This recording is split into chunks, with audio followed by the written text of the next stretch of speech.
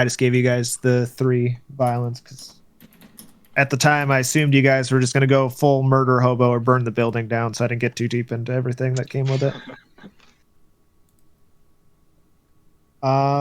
You're an Air Force mechanic, you said? That is, you just get 3 bonds if you're playing a one not listed. A blue collar worker. Okay. If you want to take more, you reduce a professional skill by 50. Or you can add 50 professional skill points. They've You remove one of those bonds. Oh, wow, really? Yep. So professional skills are alertness, athletics, bureaucracy, drive, firearms, first aid, military science, navigate, persuade, and unarmed combat. So I could forego having one of, like, I could just get an estranged wife and then add 50 skill points. Or is that not how it works?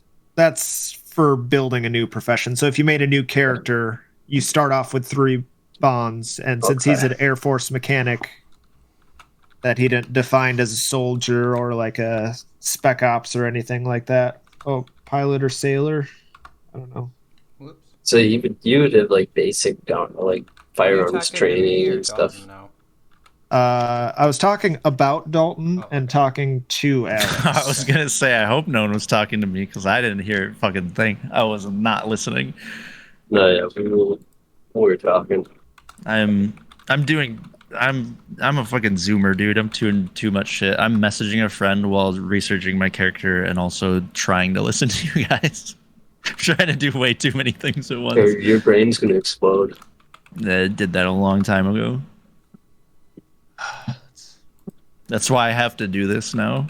Everything's just fucking miles apart from each other. Let's see. Tony, where did you get the image for your character? I typed in 1995 into the Google search and that came up. Or 1995 fashion or something like that. I do have a question. So on the blank sheets you gave us, all those like ability stats, those are like base stats, right? Yeah, that's like, just what those stats, the ones that have numbers, that's just what they start at no matter what. Okay. Yeah. I just wanted to make sure because that's what I thought. And I think I've asked this before, but I don't like to feel like I'm accidentally, doing shit I'm not supposed to. Okay. So I got my bonds figured out and then I gotta pick one of those effects. Can we have bought a dog for the company? One sec, I want to see if this works. It does work. That's kind of cool. This character sheet thing's nifty. Why don't they do this for like Pathfinder and shit? I think they do. It's just a lot harder to build a Pathfinder character sheet. There's a lot more stuff going on.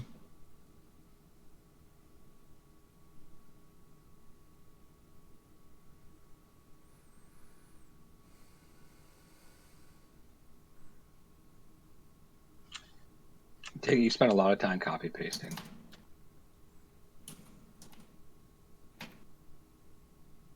A lot of it.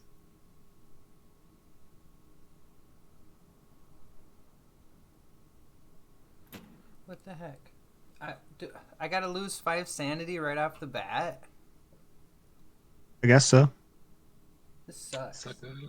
What's your character's name? Henry M. Cummingham.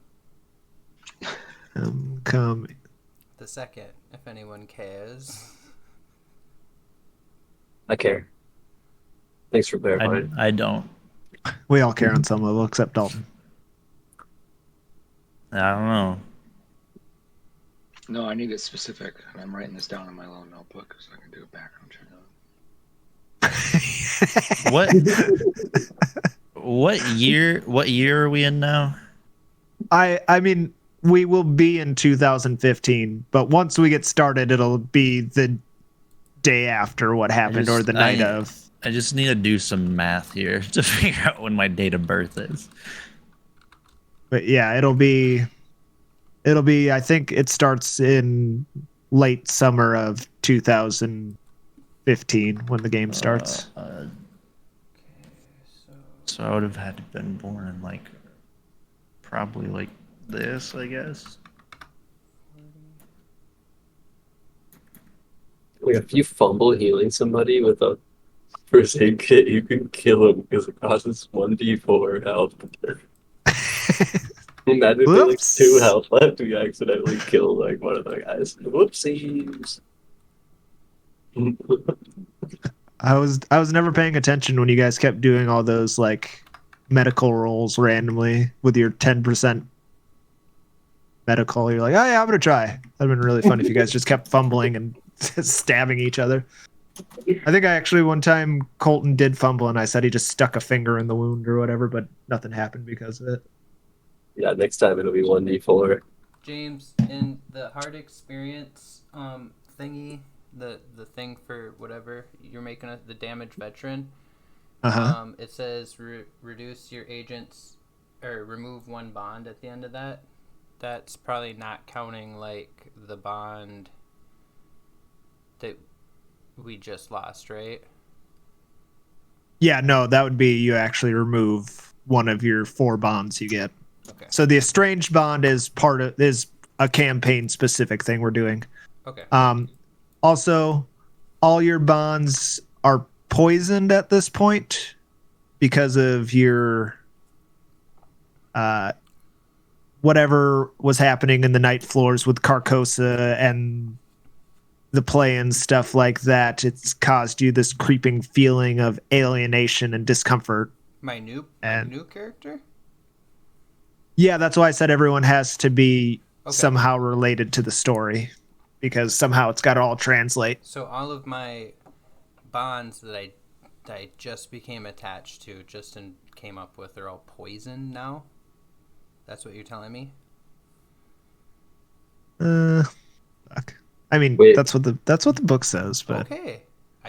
Okay. Yeah, I'm also a bit confused that's a lot at how- to process right now. My Wait. character that's technically not in Delta Green is getting all this damage to their bonds 'cause and that's shit. part of You're in what Delta Green. the character creation for this specific thing was like they had to have some connection to the night floors. I just didn't realize I was gonna be starting off with poison fucking bonds and shit. Like I'm already Yeah. on my back Yeah, heels. James, can you say that again? I'm sorry, I wasn't listening. for each of an agent's bonds, the players must assign a symptom to describe one facet of the relationship between agent and bond. This is not the only or even overriding feature of the relationship, but when things go wrong or when the bond score drops, the symptom can tell you what that looks like. Okay, perfect. So it's not saying that every time you interact with that person, you're a jealous asshole, but it gives you a way to role play the situation. Sounds perfect. It's just like basically a guideline that you need to set Yeah. for it. Okay. Yeah, so it's got like relationship type, romantic spouse or significant other, accusatory, addicted, jaded, cheating, custodial child or ward, addicted, cynical, hopeless, victimized, a relative or kin, best friend, addicted, alienated, grasping, untrustworthy. So those are just, So for Vinny, I can put addicted, where we're like addicted to. Does that mean we're addicted to being with each other, or we're like both addicted to drugs? Or I'm kind of. Where are you finding this stuff? What page? this No, that's just an example. this isn't a page. This is out of the campaign book. That's what I'm saying. This is campaign specific Okay. things So- that. Vinny, Okay. what should our thing be for roleplay purposes? Our bond, like our stress on it. I would assume when it comes to like a best friend or kin, addicted would mean like you're addicted to like their company or wanting to be around them. So if you project on them, it's probably more like you are. I need you. Yeah, exactly, that kind of thing. Okay, so And I'll do that then- because I assume Monkey and I have been obsessing over Delta Green material stuff for the last 20 years. Yeah, and you guys were. I guess we'll wait until we get into the story for all that stuff. Yeah, sounds good. So yeah, that stuff I'll put in there. But yeah, So- so the poison bonds aren't really like directly affecting your characters at the moment. It's not like you need to think that I'm taking your relationships away from you before they start. It just gives you a guideline as to how to treat Oh, those people when you. I pictured them literally poisoned. I was like, damn. No, I think more so it's for the players that have experienced like the depths of the night floors. You know, they're going to be much more prone to acting those things out because they'll have lower bond scores in the first place. But yeah, so each agent strange bond must get rid of one bond due to alienation, betrayal, or death, and then they replace that with another bond. Okay. Then I think, other than that, I've said everything that needs to happen. I still need to get a new character photo for Vinny. Find him a that dude 2015 fashion, old man. And I looked it up. I was looking. I typed in 1995 haircut. Did you find it? No, it doesn't. I can't find it on the list here. Yeah, I I see what I remembered typed. you saying that, so I've been typing stuff. I did a long time ago to try to find that picture. When I did 1990, when I was trying to get the picture of you freaking out in your car, I did 1995 model screaming or in a car, and it actually came up with a bunch of images that looked a lot like him. But That's awesome. It was like a polo ad. yeah, I'll just try to see if I can.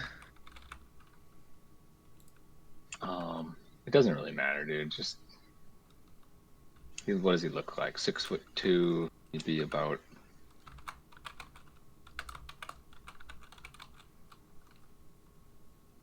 45 now. Were we young? I don't remember. You were 29, I think, Okay, and yeah, so Murdoch was a little older than maybe. you. 49. we turn 50 next year, still doing this shit.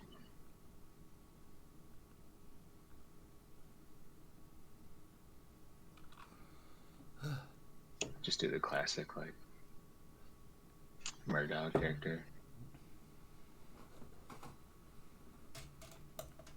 See if I can get one quick.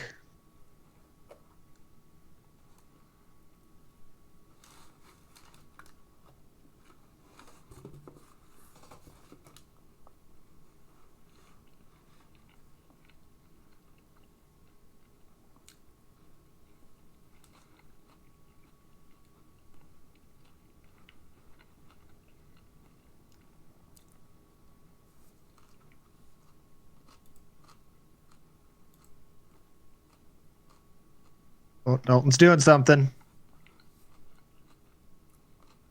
Stop it. What are you doing? Too many things at once. He stopped doing something.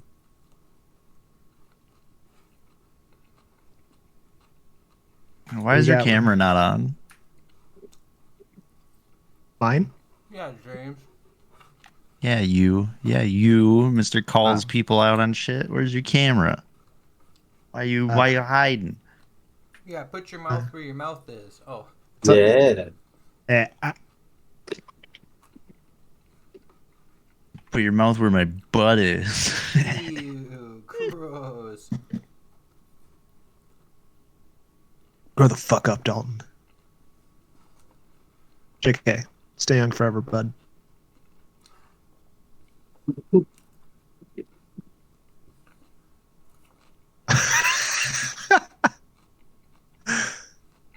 Oh, fuck. Wanna You whip guys up so- a psychiatrist name out of your butt for my psychiatrist from the department. Yeah, I made a therapist. That's my new bond. Your face is a psychiatrist. Woo. Dude, I'm on fire. Okay, I'm just gonna make up a name.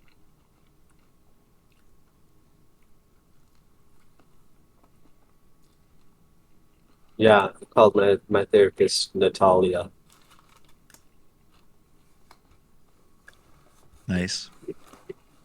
Is she I'll like see her Russian too. or something? Yeah. Does she work for the Yeah. government, Alex? I'll see her too. No, she's Ukrainian. She's Ukrainian. Yeah, Nice. we don't like Russians now in America. Just kidding.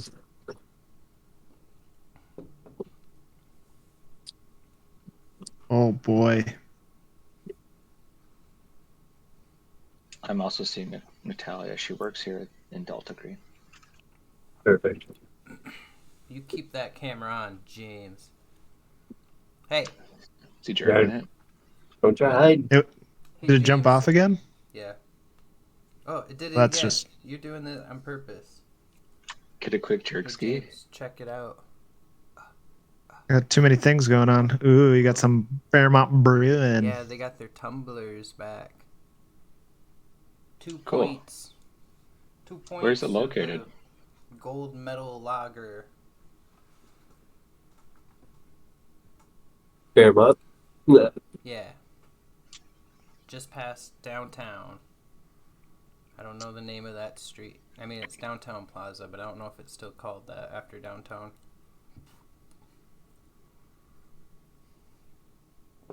Like as you head out of town?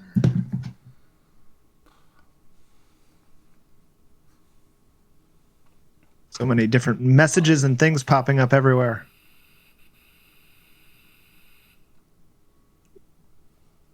I'm sorry to interrupt you. I think you're doing a good kind of job, beer was it? James. Oh, it's a lager. It's called their Gold Medal Lager.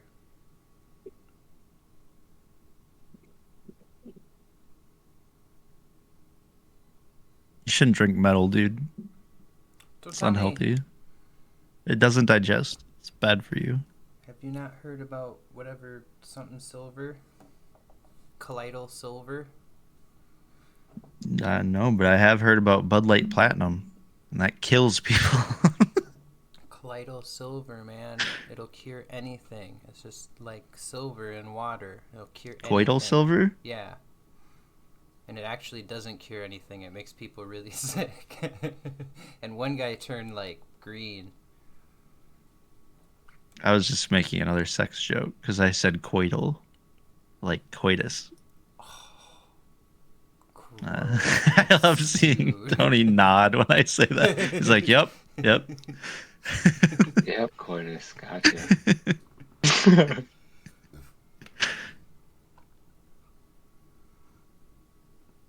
Is the brewery the building with the blue trim? It might. It's next door to it. Oh yeah. The Are blue you, like, building. Are you The Google blue- Mapsing right now? Yeah. Yeah, The it's, blue like, building's right like by a there, dog yeah. groomer. Would it even Okay, be yeah. on Google Maps? When's the last time a Google Map car came through? Well, I mean, The Uh, brewery's only like a yeah, year yeah. old. the building Oh, will really? be there. It just might not have. The building will be there. Yeah, you just won't Fairmont see any Senior like Citizen Center? signage or anything. It's like right there. Yeah, Yeah, that's where it It was. was That's the it building was Okay. that building. Yeah. it was that building. Okay. I hope that answers your question better, Dalton. No. Maybe I'm explaining it wrong. Does anybody we know own it? I feel like based on what you said, that makes sense. James And knows the owners. Can we just wait? Do we have a? I know the owners are cool. They're nice folk. Salt Sweet. of the That earth, card they they've say. come. James, can we just go to the general channel for a second? Sure. Be right Yeah. back, guys. Yeah. Rude. So, Too cool for us, huh? Yeah, these My guys- computer's running so slow James right now, is so spying on us. He's gonna go tell Dalton. Are you gone now, James? Oh, they're gonna talk shit about us. I know it. Yeah. Look, Dalton put his hands up. That means he's talking shit. I'm gonna copy him. Oh, now he's waving. I get it. Eh. Woofda.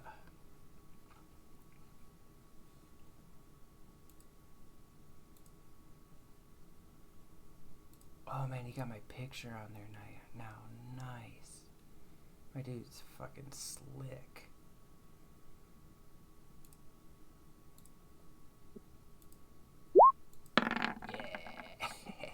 Yeah. Oh, wait, I gotta change my name. You're a new person now. Alright, did that change it, or do I have to actually go... Let me see. What should I roll this time? Criminology. Alright, is it still my name? Oh yeah, look at that. Mystery Man failed.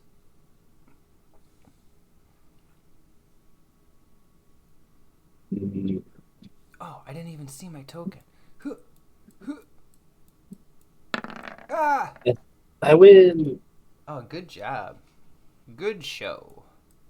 I'm the greatest roller that there ever was. Best one I've seen. I think that was the first success tonight. Out of all the fake rolls. Man, I didn't get to have a sweet one-on-one workshop with my character. With a bunch of hand actions.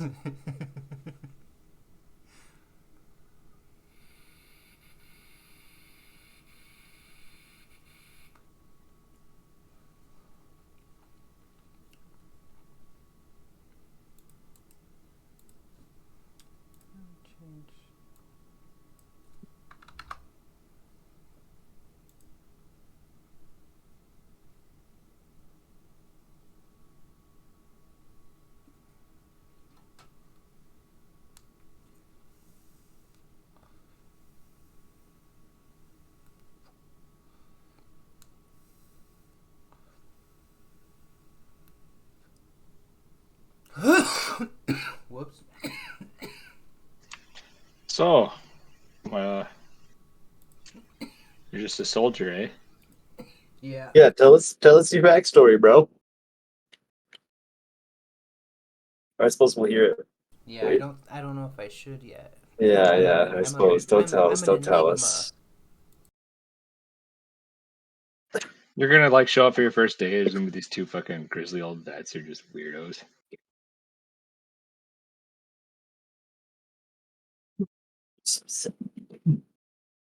I'm obsessed with finding Carcosa and everything I can learn about Carcosa. Is that one of the main topics of our investigation? Is it? Is that what you asked? Yeah. Yeah, that's like the alternate reality world that Yeah, so that's what I was. Was Carcosa in the Night Floors, or was that it's somewhere else? I don't know that. I just know that Carcosa is it's either where we were or where we were is some sort of like teleport. It's some sort of gateway into Carcosa. That's what I think. Hmm. It's what Gabriel thinks at least, but I don't know actually like meta wise. Like I know so I'm familiar with Carcosa just because of the HP Were you guys Lovecraft talking about stuff. us? No, we were talking about Carcosa, and you Yes, we interrupted were. him. Yeah, I know. Just for a dumb joke. I know. I'm sorry. All right. You should. I got Vinny's new character thing coming up, and then I'll start the recap. Everyone, I assume, is pretty much up to date on their characters and whatnot now. Yeah, I'm pretty up to date. I'm just writing a short bio for mine right now.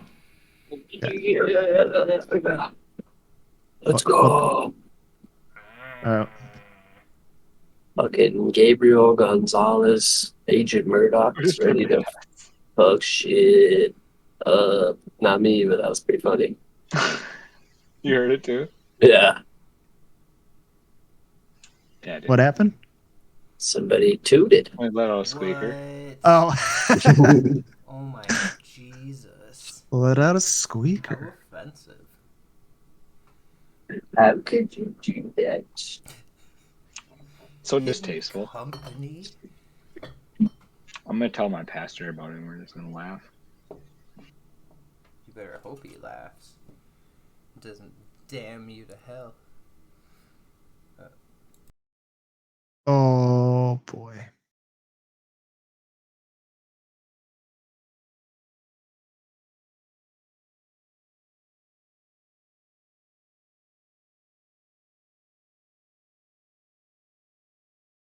Did I lose everyone?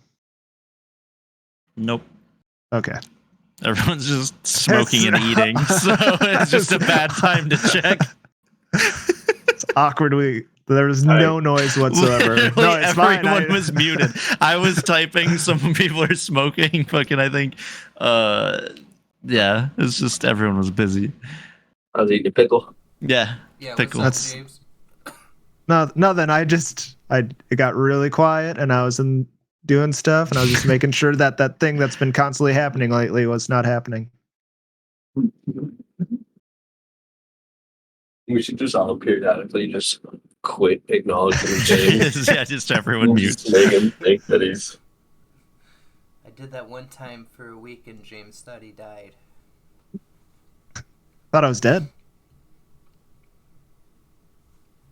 Oh, damn it. All right, I'm gonna start this thing while I finish some stuff up. Here we go. Yeah.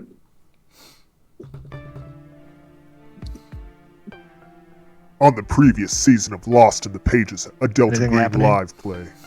The harrowing Yeah. tale begins Yeah, with we the can hear it. convergence of unlikely heroes. A retired military veteran and hostage rescue team negotiator named Joey Brown. The renowned FBI agent Jack Parker from the Behavioral Analysis Unit. The hardened criminal and mafia enforcer known as Paulie Pretty Boy Hall. And two members of the newly formed Art Crimes Division, Gabriel Gonzalez and Vinny Romano. Their path is set into motion August of 1995 through cryptic voicemails, emails, and letters bearing the code word hiking. My name is Molly. It's with an A-U. Molly. Murdoch can shake your hand. I'll be Maverick. Joey, what's your code name? Big Bye. That's awesome. Alright, I'll be Agent Monkey. The briefing is abruptly interrupted by a vision that besets Agent Murdoch. You notice a small clown the size of a young child. It's got a white mask on that covers its face, just black eye slits and these big white rectangular teeth carved in the mouth area, doing slow dance, but it seems very precise. It's got a white ribbon-covered paper dragon that flows from it, and it's just dancing around. And as you look at the dragon, it seems to be making the exact same pattern. Curiously, the image of a clown and dragon persistently manifests itself to the agents, leaving an indelible mark on their psyches. Yeah, we found a couple paintings. One of them was clown dancing with a dragon. Wait a minute. A clown with a dragon behind it? Had weird shapes all over it? Yeah, he was dancing with the dragon. What the fuck? Once the moment passes, the briefing resumes, and Marcus presents the agents with a messenger bag brimming with clues to Abigail Wright's disappearance in the McAllister building. Venturing inside Abigail's apartment, the agents discover a bewildering shrine adorned with papers, curiosities, and artifacts spanning across the ages. As they painstakingly search through the chaotic assemblage, an unnatural clue emerges, followed by many others. You see a torn sheet of old linen and parchment. Inscribed in it is an occult symbol in golden ink. As the agents delve deeper into the enigma surrounding Abigail Wright's room, strange dreams begin to haunt their slumber. A woman, she's young adult, medium-length brown hair. She's standing next to a taller man with short brown hair. You look at them and they wade into the water until they disappear. The fuck is this place? I'll fucking do it, I swear! I told him to stand down! Just chill! Please! It doesn't have to make be a- like this. You notice the woman's face starts to distort and her hair color changes to a dark brown. Hi, I'm Abby. What are you doing here? Trying to save you. Agent Monkey is particularly afflicted, witnessing vivid visions of a long-lost twin brother Manny. They can't keep you from me. I'll figure it out. Don't say I didn't warn you, but if you insist, maybe the Give me a bookstore clue. owner could help, or the poet. Bookstore owner, the poet. Anything else? It's time to go, bro. And you just snap. No! Reality and time itself becomes increasingly malleable for the agents as more perplexing clues come to light. Jack stands near stage left, watching everything. What is this, old man? What does it all mean? Whose names are in here? Castaigne smiles and nods. Dear boy, I've been cataloging it for years, since before you was born. What the hell is it? Castaigne looks taken aback. You look upon its splendor as if you own it, and yet you know nothing of it. It is the true dynasty, the imperial dynasty, the line that traces its birthright back to the very throne itself, to the crown that will be mine, you fools! Call me names one more fucking time and see what happens, you old fuck. Hey, Hefe, just calling to give you some super exciting news. I got accepted to Cornell. Sorry I won't be Utica alum like you. Is that supposed to be some future but child talking to me? I'm just gonna drop the receiver. Pivotal clue presents itself to the agents, a hand-drawn map found within Wright's apartment. It marks a mysterious location known only as the Night Floors. Despite a few failed attempts to find it leading them only to the rooftop, Agent Murdoch, guided by the distant allure of soft jazz music, eventually stumbles upon it. You guys had time to get a fire going? It's nice in here. What the fuck are you talking about? The agent's exploration of the Night Floors reveals surreal and impossible landscapes teeming with the characters. Mark Rourke, the Night Manager Henri Castaigne, the Lost Soul David Langford, the Salesman, the Clockwork Child, and the enigmatic Superintendent.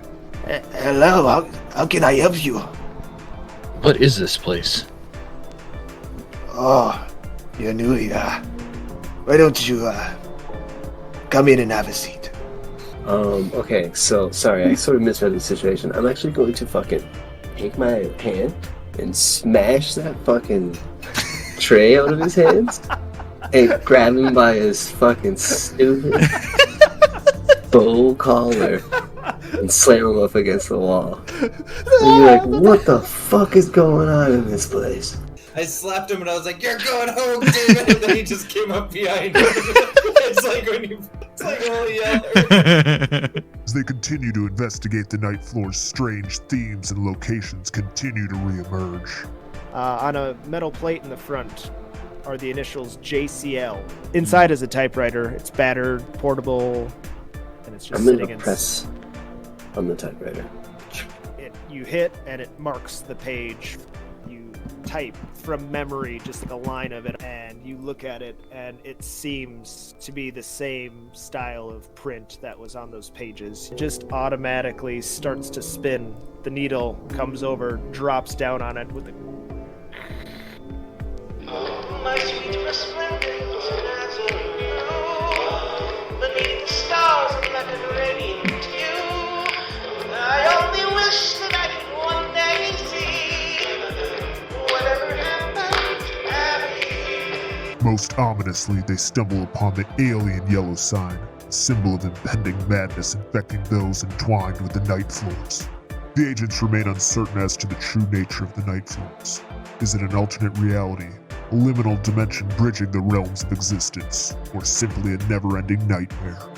Regardless, they are never the same upon departure. Murdoch, consumed by an obsession to find Abigail Wright and uncover the truth. We gotta go back in there. We got a mission to finish. We still didn't even fucking find A Abigail. mission to finish. We're lucky to get out alive. You're in Delta Green, agents. You gotta go in there and finish the fucking mission, you pussies. Abigail's still in there. We're in it deep. And there's only one way in, and that's just to keep on crawling deeper.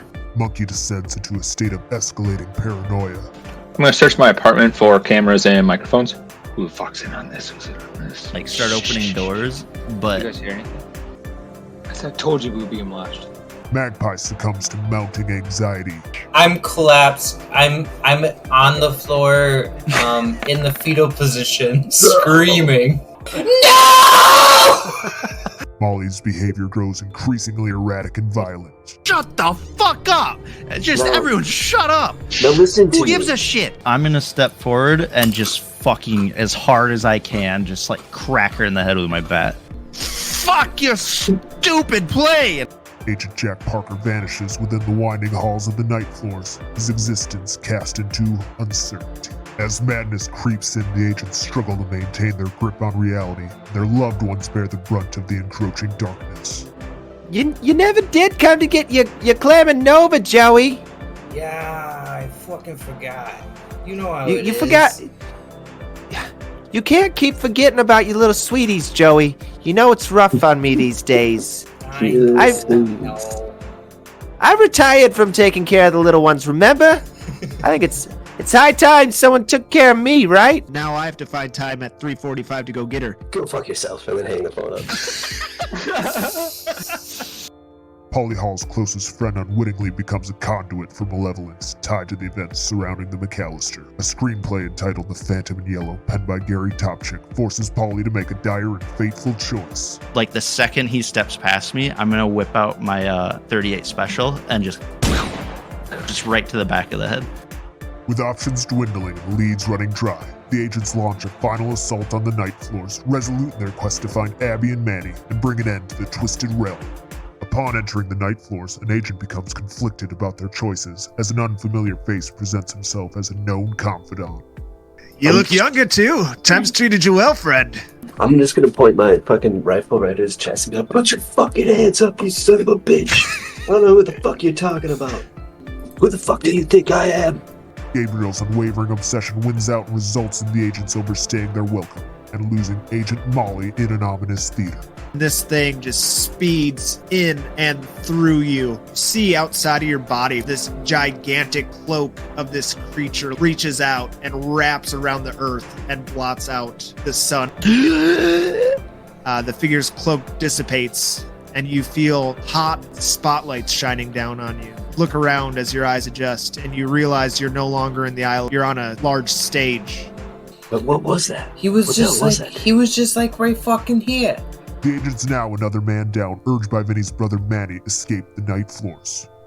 And he just looks at you and he's like, why are you still here? Manny, come on, we're leaving. I'll come with you. Fine, let's go.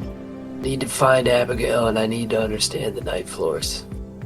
You guys need to get out. There's no more fucking time, Murdoch. We tried to find Abigail. We lost Molly. He's gone. Only to be greeted by the lower levels of the McAllister, now ablaze, set alight by its tenants in the wake of Michelle Van Fritz's demise. You guys step down the steps. As you're going, Monkey, you look back over your shoulder, and Manny just takes the door. He's like, I'm sorry, brother. Shuts the door on you. No! In a desperate act, Joey Brown attempts to tackle Thomas Manuel. He takes the bucket of oil and just throws it in your face. You light up like that and just start screaming. I'm like clawing at my face. My nose is melting. My clothes are falling off in shreds. I'm gonna just like guess on a direction of where the door is and sprint that way. And you just run and smash through a window and fall from the second story of this building. Splat. Let's get the fuck out of here. Somebody already burned this place down for us. What happened to Magpie? Fuck, dude, fuck! He lit on fire! Fucking A, dude! Agent Murdoch and Monkey are the sole survivors, escaping the horrors of the McAllister, forever changed. But just promise me one thing, Abby. Promise me that both you and Soph will never go looking for bumps in the night, I don't want to go with the guy doing the fake accent. It weirds me out. Who's you calling a fake accent? I think he's making fun of me, and I don't like it. Rose, I think they're great, James. Thank you.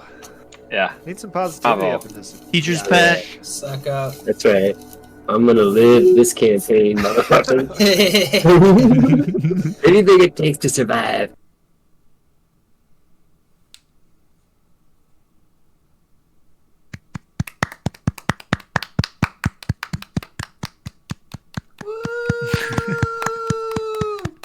Thanks, guys. Good job. It was a bit long, but that's what happens when you got to compress that much content. Yeah, that was good. It wasn't too long. I need to get a better mic. It all depends. Sometimes it was just on the levels that Colton had set, and then I don't know. Yeah, every once in a while you did sound like a robot. Like, what? That was fun. I love that. I love those parts. Also, he's like, wah, wah, wah, wah. All right, Glitch. All right. let's start our new mission, boys. Gotta do a little what happened after. Oh yeah, let's clean up the storyline. Okay. Some loose ends. So Do we Let's get to get pick some- how our bond was broke, or are you telling us how it broke? which bond did you choose? One of the Monkey? sisters. Which one? Unfortunately, I deleted her name. Let's make one up. Damn. Oh, you could have. Real bad. Annabelle?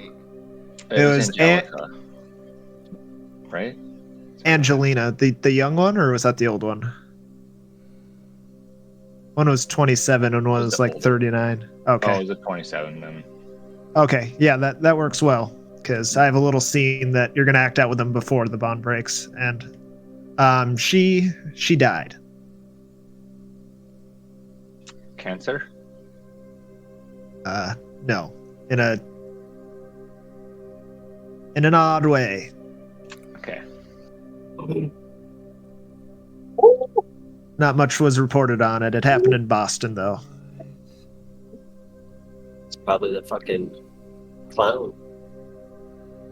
All right, we're gonna start off though. Some little scenage after you guys just sat and listened to my 12-minute recap. Now we're gonna do some more stuff. So this is some scenes that take place the night of what happened, and then after these scenes, we'll see what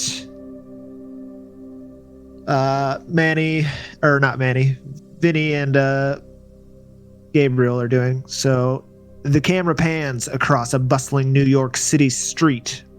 It's daytime as the typewriter chatters. August 13th, 1955, 6:16 p.m. crosses the screen, then gives way to a scene of people in period clothing hurriedly passing by, cars honking, and the energy of the city fills the air. Wah, wah. We cut to an old police van screeching to a halt outside a theater. The rear door of the van swings open with a creak. The camera focuses on a close-up of the doors as they open. Then it slowly pulls backwards, revealing Paulie, disheveled and disoriented in a costume of a partygoer, pale stage makeup on his face. He's carried by 4 police officers, each holding a hulking, thrashing limb, then being thrown roughly into the back of the van. The camera zooms in on Paulie's as he lands in the van's floor, his eyes filled with confusion and rage. What's Paulie thinking of at this very moment? Nothing. The doors. Oh. He's probably just like, yeah, well, what the fuck's going on? Like, angry? I don't know. You really put me on the spot. I wasn't expecting that. Gotta keep you on your toes. The door slams shut anyway, casting him into darkness. Muffled street noises and the sound of the van's engine seep through the metal walls. And then the camera goes dark and the van speeds off. We cut to the exterior. It's a large garden. The camera pans up from the ground and we see people wearing gowns, pajamas, and scrubs. They're walking the garden, some bent down to smell flowers, others are sitting on wooden benches under large trees. The camera pans up to reveal a large hospital. A cut marble sign in the yard in front of the building spells out Bellevue Hospital, New York City. We cut to the interior, the intake area. A set of double doors open as Paulie is aboard a foldable wheelchair, his arms and legs restrained by straps. He's wheeled through the intake area of the sterile-looking building by a police officer. The interior is black and white checkerboard floors, sky blue walls. There's just random chairs and tables that spot the floor. The camera pans and we see the words Bellevue Hospital painted on an interior wall behind a large wooden desk. A young orderly, a blonde-haired woman, kind of short blonde, comes from behind the desk and stands beside him, her eyes filled with sympathy. She looks to the police officer and says, "Who is he? What's his name?" The police officer looks perplexed. We don't have any information on him. He lost it at a showing of a new play downtown. Beat a man nearly to death with his bare hands. Injured 5 others at least. Hasn't said a word this whole time. The young blonde woman turns her attention to Polly, her voice gentle and comforting. Since we have no name for you, dear, I'll put you down as Sunshine. Isn't that nice? I punch her. Started just beating the shit out of her. You're tied to a chair. You can't do that. You headbutt her. I'll put you down as Sunshine. Isn't that nice? And then we fade away. We come back to the typewriter chatters. The camera comes into focus, revealing the worn rooftop access. The door bursts open.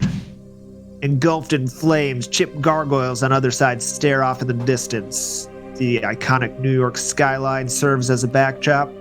Each clack of the typewriter reveals to the text Monday, August 13th, 10:55 p.m. McAllister Building, Kips Bay, New York. The camera smoothly moves through the rooftop door, revealing a cement staircase engulfed in a raging inferno of flames and smoke. A hand red and covered in boils desperately clings to the wall, followed by this Jack Nicholson unsettling face, but it's all burnt and discolored. His eyes are wide and disturbing, and with a smile, he whispers, "I'm coming." He sprints up the steps and disappears from sight. We hear a creaking metal door and briefly catch the soft hum of jazz before it slams shut. Camera zooms down the steps, panning to the right. A large timber crashes through the floor, revealing a giant hole. The camera moves past the hole, entering Michelle Van Fritz's apartment. Smoke and flames fill the room, obscuring the view. The room's what you can see is covered in crystal tumblers and leather chairs. It's consumed by fire. You see a smoldering, charred body lies battered on the floor near a table. Gradually, the camera traverses the room, crossing the space until it reaches a burning bookcase. Abruptly, it stops as a small, red, leather-bound book just falls on the ground right in front of it. The camera focuses on a serpent-like symbol etched into its cover, the unmistakable yellow sign, and then it just kind of burns up and disappears. The camera turns and phases through the wall and enters a loose post room. The inferno rages within, drawing our attention to an ornate mirror that stands against the wall, reflecting charcoal drawings of bloated, waterlogged children's bodies. The intense heat causes the edge of the sketches to fold and ignite. Descending through the floor, the camera discovers a charred man's body tightly gripping a computer. The screen briefly displays a word processing program, then it turns black while smoke begins to fizzle from the machine. Panning across the desk, a book titled Nightsea rests beside it. Camera lowers, it passes through the floor, leading us to Abigail's apartment. Within the burning apartment, boxes marked evidence lie on the floor, engulfed in flames and smoke. The camera pans towards a table where a single box rests, alongside an open book with pages filled with names and attached lines, and a small stapled script titled The Phantom in Yellow. It's got a hand-drawn sketch of a masked face on the top. Hovering over the box, we see a photograph of Abigail standing outside a bookshop with an African-American man clutching a small red leather-bound book in her hand. The sign above the shop reads Made Up Ocean Bookstore. The camera halts over the open book on the table, zooming on the last page where a single name, Sophie Hall, is highlighted. Moves slightly lower, revealing a handwritten quote in a shaky script in the margin. The words read, "Let his beneficence shine upon our endeavor. This land be made clean by his hand. Swept towards the growing rod of men's minds, blooming in a beauteous uncreation. The first, the last, the only, the none, the one." Slowly, the camera retreats from the building, capturing a smoldering body laying on the sidewalk surrounded by shattered glass. The screen fades to black, leaving us with a haunting image of Joey Brown's charred and smoking remains. All right, so you guys you two escaped the night floors, and said you basically ran down the street away from the fire. And then as you got a little bit of distance, you started just walking normally. What did you guys do afterwards? I assume what we would do is go to one of our houses. Because we know each other personally. Yeah. So I think we would go to... Go to someone's house, whoever didn't have anyone else over. Yeah, and then we would figure out what to do next from there, but we would not go back to the hotel that we've been doing stuff at. So who knows if it's compromised at this point. Whoop. And I'm not really going to say much in the car. I'm going to be in shock. Or maybe, is there anything at the hotel that we're going to need to get, I guess? I think it was in Joey's name. It was in Joey's, covered in the yellow sign, and his dog and gecko are inside of it. We probably have hotel keys. I do. Yeah, I did think, Colton, I did think it was a really wild choice for you to say, hey, before we go on the fucking night floors for the last time and probably the most dangerous time, I think I'm going to lock both my animals in my apartment and not tell anyone. No, he told Vinny. Yeah. I'm pretty sure. Okay, so he told Vinny. Okay. One of Yeah, the I was other worried guys about that that. might die. My plan was we were gonna True. do our last thing in the night floors, then come out, and then I'd let the animals out, and then burn the hotel down. And put That was my his plan. animals in the car with me. Wait, so It what's... just didn't work out good, and I What actually was- died and completely forgot about my animals. What's the dog's name? It's hard to worry about your animals when you're Nova. on fire. Yeah, I think the Nova? dog is Nova and Clem is a bearded lizard. I'm gonna take Noah as my new bond and just say that when we went back to the hotel, we took the dog with us. What did you do with the hotel room? Just leave it because it's in Joey's name? Man, I don't Still- know if I can take care of lizard. Still totally marked up with unnatural symbols. We can leave Yeah, like if someone the sees that lizard. room- Oh, blame the room on the lizard. Are we still into the sign? Like, would we I don't think we barricade? can't let people see it. No, we- once you mark stuff with the sign, that compulsion leaves you. Okay, well, I don't care about it, so I don't know if you want to do something about it. You can, but let's just get the dog, and otherwise, let's get out of this place. Go back to the house. And What floor are we on? Third. get the dog some water and stuff. Yeah, Yeah. that's Somebody's go save the dog's life. But yeah. Who cares about the we ocean? should probably notify the people. So we'll check out. The So Delta Green before, people. Yeah, I'd be totally down with this, but that dog would become your estranged bond probably because you're going 20 years into the future. Oh yeah, I forgot. Oh yeah, okay, never mind. You go. What Okay. kind of lizard is it? It might still be alive. Some of those live a Yeah. long time. I think it was a bearded one. Yeah. It was almost dead already. it's been awfully dead. neglected. Oh, it's so funny. Okay, yeah. So let's go back to one of our houses. Let's call the Delta Green guy and tell him that we burned it down. We destroyed the McAllister building. We ended the threat. We'll just It tell was them a we need it. successful We're operation. going to need a debriefing as soon as possible.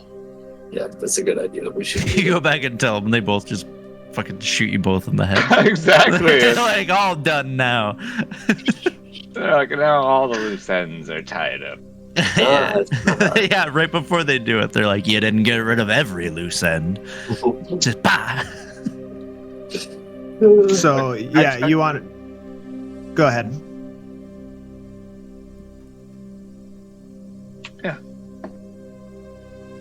It's a great You- idea. Let's do it. Call him up, and you want to have a meeting with him somewhere?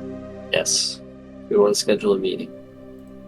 Sure. Yeah. He tells you to meet him at a address over in like the warehouse district or whatever. I'm coming strapped though. Monkey, you should too. We're bringing guns. Bring guns everywhere we go now. Like, yeah, I'll meet you right away. Let's see what it is you got. We got a safe house down in the warehouse district. Shouldn't have anyone bothering us there. All right, we'll be there. That Just won't like- work for us. What do you mean? We got a place. Give him that address for Mickey D's. All right, yeah. You know the Mickey D's over on, Pioneer and 11th? No, you can never be too safe. You're right. Yeah, I'll meet you there. That's a good idea. I understand your hesitance. I wouldn't want to meet a stranger, guy that I've only met once in a abandoned warehouse. That's a good idea. Fair enough. All right, Meet you there in an hour. Okay. All right, we need So to go guys- over there as soon as possible and scope this place out. Yeah, that's a good idea. We'll set up beforehand and see what's going on. You want to do the initial greet? Sure. Yeah, I'll do it. I think maybe I'll be sitting a couple cubes away after I walk around the place and get a scope out, and I'll sit at a different place until I see you're in there. We're meeting in the Mickey D's. You guys get there. Yep. Okay. Yeah, I'll You guys just go to sit the it. closest one to you and show up there in like 15, 20 minutes. So you still got some time. We'll meet him in the car, I guess, because we don't want to be sitting in McDonald's talking about Death to Green shit. I assume you guys said we'll be driving X vehicle. Okay, there we go. Okay, so yeah, we'll just wait for him to get in the car then, I guess. Or I'll be in the car. And Loki, you could be like scoping the area from outside if you want. Yeah, I'm gonna run around and then order a small fry and then eat it as I walk around, pretend like my back's hurt, so I need to stretch. Okay, yeah, I can see it. You're just like doing one of these things and like, then reach down and eat a better fry or go two. walk around a little bit, All right, yeah, and then Agent Marcus, he pulls up next to the vehicle, like looks around, really nervous looking as he was the first time you guys met him, and he's all over the place, and then he kind of like walks up to the side window and just kind of like taps on it with two knuckles, just I'll like unlock it. he reaches down and hops in the front seat. He's like, where's everyone else? Why is it just you? Only one other guy made it. He's just keeping an what do eye you on mean? things. We lost 2 agents, but we burned the place down. Dude, there was 5 of you. Yeah. Well, okay. We lost 3 of them, didn't we? Yeah, 3 agents didn't make it. What happened to him? What the fuck was going on in there? This This is important stuff. The McAllister building is some sort of portal or some shit into some realm. Carcosa? Some Carcosa, you said? yeah, that's the name we heard when we were in there. I'll have to report that back to ACL. I'm not familiar with that. Some shit about an American empire too, with the bloodline, the Castains. I don't Interesting. know. Some alternate universe or something in there. We burned Get the rid of place it. That's the last thing I told Molly. I assume he didn't. Who made it? Is it you? Obviously. Who's the other one? down. Me and Monkey. Monkey. Right. Magpie. Molly went down trying to follow your orders. Went down like a champ in there. Some fucking demon got him. Demon. Something. What does this Didn't really demon look see. like? Couldn't tell. Some sort of prismatic, caped, hooded figure, I guess. Huh. But we burned the place to the ground. Everything in there should be dead. You didn't take anything. You didn't sneak anything out. So everything got burned. One of the Good. guys, one of our agents went down in the flames too. We barely made it out of there. It's a fucking tragedy, but you did it right, okay? Great job. Thank you. This is how it goes, man. We don't all make it out. That's just the way it is. Who the fuck knows what was going on in there, but hopefully it's all over now.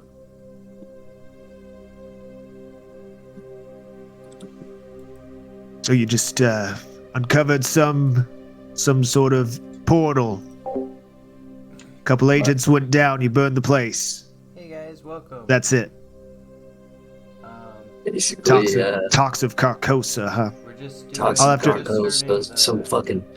There was scenes in between. how's that now? The guy would just rub his face, just lose his fucking mind. He said there was some fucking clown, some clown, goddamn clockwork monsters in there. Some play was narrating everything we were doing. Play. Interesting. It's, seemed to be a natural make. I just gotta try to get this all down. Yeah, that's exactly what was going on. And somehow knew what we were doing before we would do it, or as we were doing it. Huh. Time meant nothing in there. Place out of time, huh? Until we go forward and look at circle. Are you too good? You got this look in your eyes right now, man. Are you good? It's like, I don't know. Think so. Made it. That's what counts, all right? If you ever need me again, just let me know. I don't know what else. Yeah, we'll be in contact, I'm sure. You know, jobs can come months apart, they can come years apart, decades, we don't know. It's just whenever we're called upon. Can you tell me if you find anything about this Carcosa? We don't that's above our pay grade, man. We don't look into it. I was fucking slaying my hands on the dashboard. What the fuck? The hell is that supposed to be? We laid our lives on the line for this information. I deserve to know. No, we report to A-Cell and get rid of any unnatural presence. This isn't about knowing. This is about not knowing and keeping everyone safe. Maybe you did get in too deep and you need to get your head straight, Agent, but you don't want to go and know what's out there. Cool. We haven't even started. Like I said, this is we're just getting done with the backstory stuff. We just finished the floors, so I'm really excited. Dennis. All right, well, thanks for your service, Agent Murdoch. Tell Monkey thank you from. If you need anything from me, just get a hold of me. I can provide if necessary. Okay. And he just kind of opens the door and walks out and gets into his car and quickly pulls off after looking around a little bit. All right, I'll wait for Monkey to get in the car.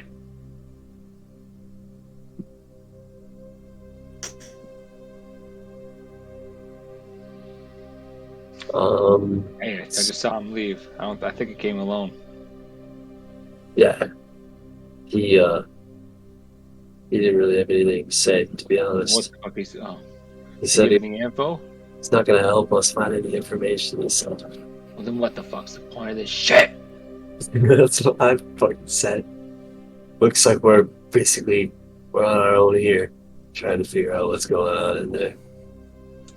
He said if we need anything, we can call him, but that seemed like only in the most dire straits will help us. How do we know we're not being fucking followed by somebody out of that place? Or there's not some kind of lingering effect? I don't know about this shit. Let's go start driving. I don't fucking know either, for God's sakes. I guess we'll just lay low for a while. Watch yourselves. The last couple. Alright, I don't feel might still comfortable be on going back to my Twitch. place right now. I think I Otherwise, might uploaded them just go grab some of my onto shit, my YouTube head over to a channel hotel under the for same name, Fluffalapagus. Yeah, you until I can say clear my head for a little bit. They're not super All right, well edited, and one we'll of the call it episodes, there. my You mic guys was muted the get whole your time. shit But yeah, together check and them out lay on low. YouTube. You hop into a hotel room, and you guys are just kind of watching news reports, following everything to make sure that you guys don't make it into the news. And you do hear that for the lots- next 15 years. Yeah, forever. Thanks, And that's Zap. all you get to do. But no, GM the made my following landing page. week or two, you watch the news constantly to make sure there's not any mention. You go back to work as usual. No one comes up to you and mentions anything about the fire there, which kind of seems odd in itself because you guys were told to go there. And maybe someone mentions it a little bit, but they're like, yeah, it's a good thing it happened at night when you guys weren't there, right? That kind of thing, just in passing. But you guys are watching the news, and it's a couple weeks later. You guys are together. Maybe you guys are living in an apartment or something at this point, or you guys are still at a hotel. I don't know what you guys are doing, but you're together when this happened. Together. Yeah, so it's just goes to a news anchor on the TV, you know, a well put together guy. He's like, "Good evening, ladies and gentlemen. We interrupt your regular programming to bring you a truly remarkable story that has captivated the nation. Tonight we bring you the epic tale of FBI behavior analyst gone rogue in his desperate search for a missing son." Then the screen transitions to a headshot of Jack Parker. In early May of this year, Jack Parker, a respected FBI behavioral analyst, went off the grid after his 5-year-old son Frank Parker disappeared under mysterious circumstances. Nothing but a note was recovered. And then the screen splits to a picture of Frank. You guys saw Frank once upon a time. And then I think I made... Oh, man. Damn it! Did I not put it in here? What's the point of making stuff if I don't load it into Roll20? It's a really good question. Good question, good sir. That fucking blows. I don't even know where it'd be.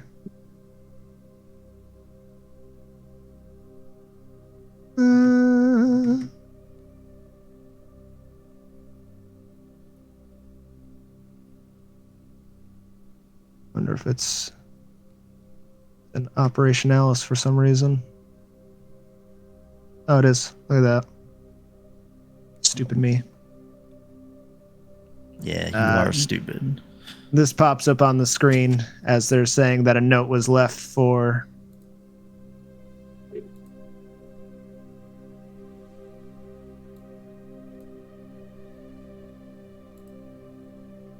Little Frank has gone across the sea where a lively party waits for he. You will not find him beyond closed doors. You will find him walking the floors of the castle's moors. Your cue is now, Jack, the king he comes. All right. That's what you see on the screen. Over the past 3 months, Jack Parker has been on a relentless quest to find his beloved child, sparing no effort and leaving no stone unturned.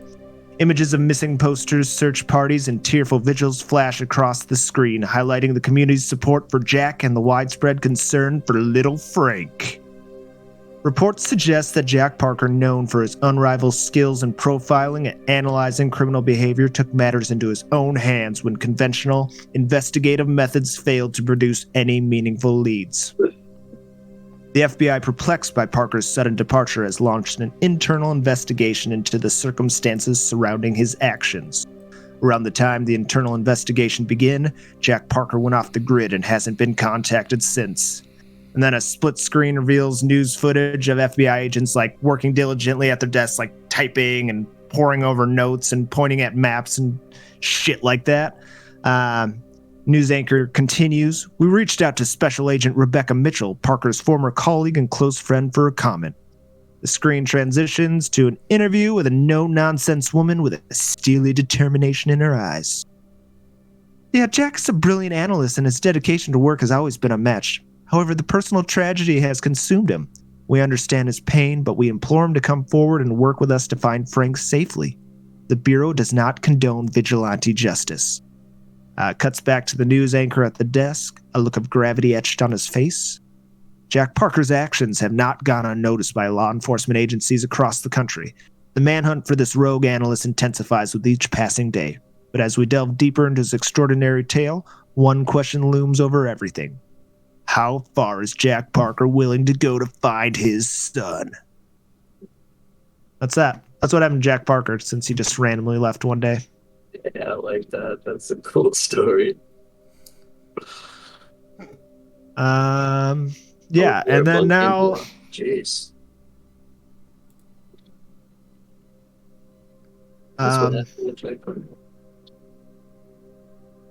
We'll flash Rip a in bit. Peace, Jack Parker. Yeah, he disappeared, chasing his son. No one knows where he is. He's dead. Done. Mystery solved. During all this hubbub, Gabriel, while you are like trying to avoid your life because of the McAllister and burning everything down, you get a voicemail from Sarah once again that you choose to ignore because you hate her so much. She says, I called the lawyer yesterday after you blow up to get some custody papers drawn up. I'm done. You aren't taking care of Izzy. You aren't taking care of yourself. All you do is work. The papers will be in the mailbox tomorrow sometime. Sign them. Just make this easy on all of us. You can take her on weekends when you aren't busy. It'll be good for all of us. Just do the right thing so we don't have to get lawyers further involved. And now we can jump a little bit ahead in time and start with your guys' Bond scenes. James Bond scenes. James Bond. Scenes. Everyone gets one, not just the two agents that are still alive. Yeah. Cool. So we'll just kind of go through. I assume this will eat up the rest of this session because you guys all get 3. We'll try to keep them shorter than long. At once. I'm going to say everything at once. Whoa. But anywho, who wants to go first and have a Bond scene? Have you even read my bio yet? I'll go first. Do mine first. No, I have not read your bio. I'm just going to shoot from the hip here. They're all in my bio. A lot of my bio has to do with my Bonds. One of them I got kind of lazy with. Okay, but yeah, so the home and scenes... one of them probably has to change a little bit. My lover probably has to change very slightly. Just like what he does, I guess. This is going to be based off mine and Molly's new characters. Yeah, so we're doing home scenes here. You choose like whether you want to repair sanity damage, grow a skill, etc. You can dig deeper into...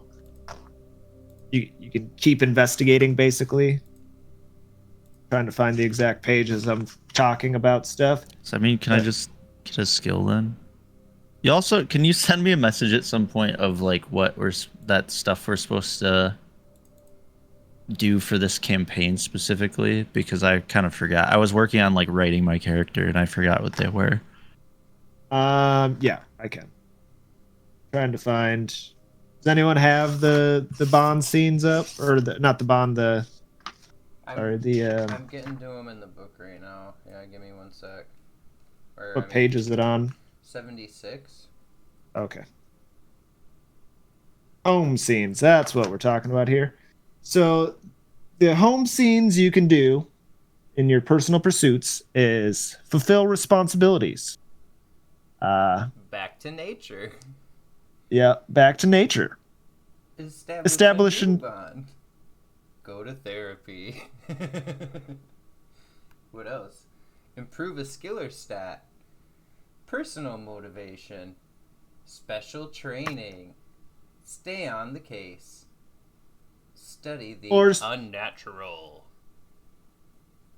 There we are. Those are the things you can do.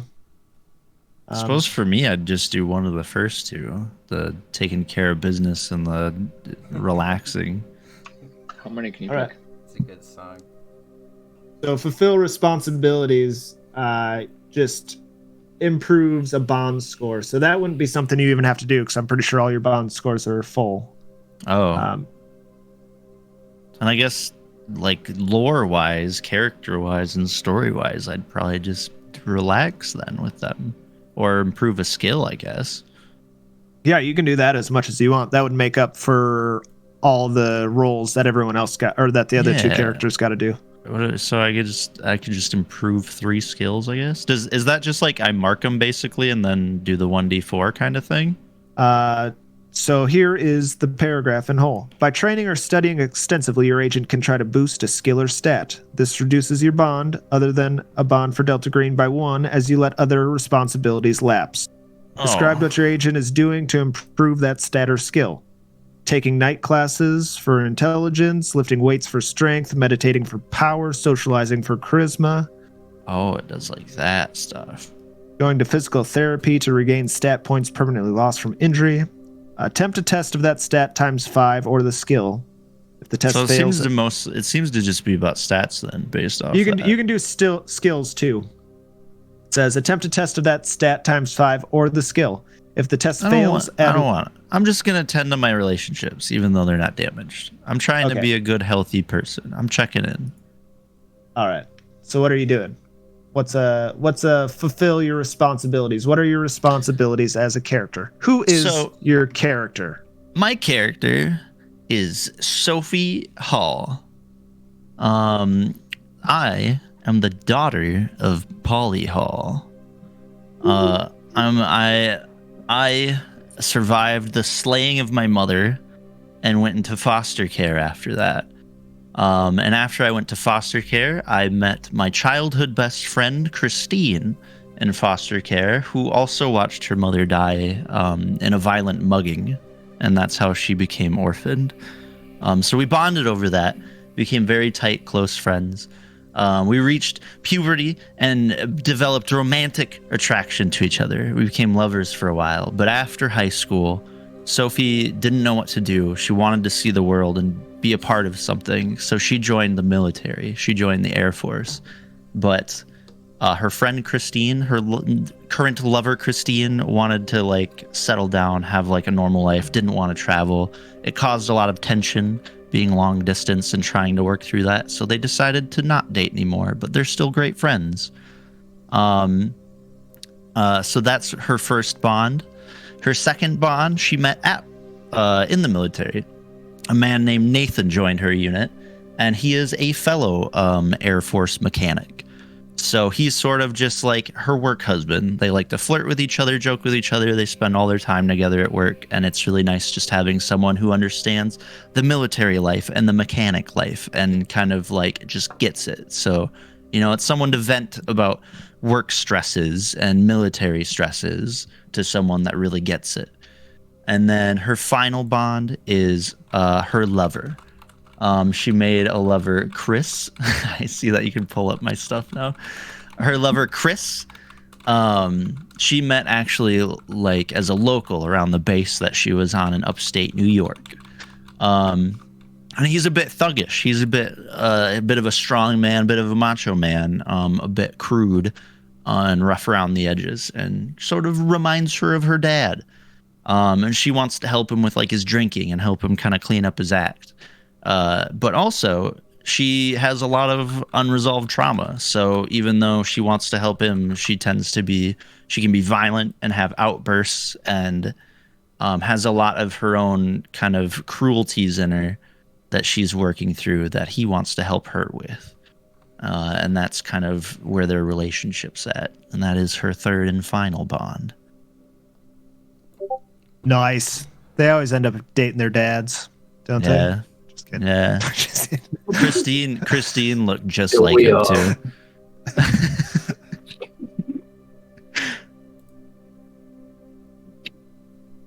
All right. So you're not really doing any home scenes. You're just saying that I didn't know what to do. So I just kind of ran through what they were. I guess a home scene for like a regular home scene for Christine is she calls Christine all the time. You know, they have lots of long calls and they're very transparent with each other. So for her, it'd probably be, you know, calling up Christine and being like, you know, talking about what it's like to be in the military or complaining about her lover Chris or something like that. Nathan, it's pretty much always on the job or around the base. They just kind of, you know, talk about work and vent about that stuff. And then Chris, they just fuck. Cool. That's what I like to hear. All right, if you don't want to do anything on there at all, you can't really stay on the case because you haven't really been on the case.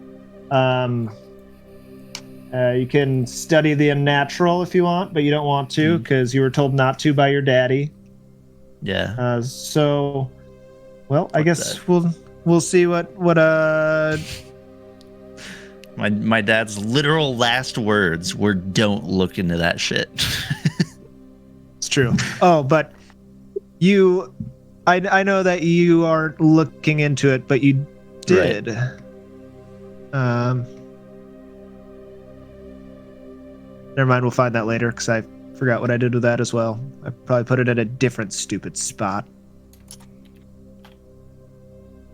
Anywho, we'll go to Sir Cunningham. What's up with you, doggy? I'm not a sir. I've never been knighted.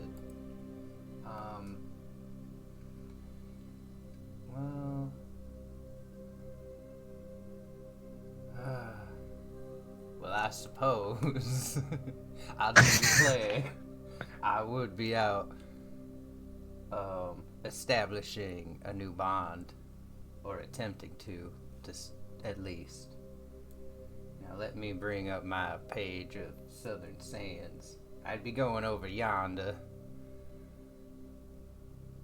All cattywampus. All cattywampus, huh? Over yonder. But I'd suppose, trying to set up a scene in my head, I'd picture myself in a swanky New York hotel bar, like probably the hotel I'm staying in. Oh, thanks for bringing up my sheet for me.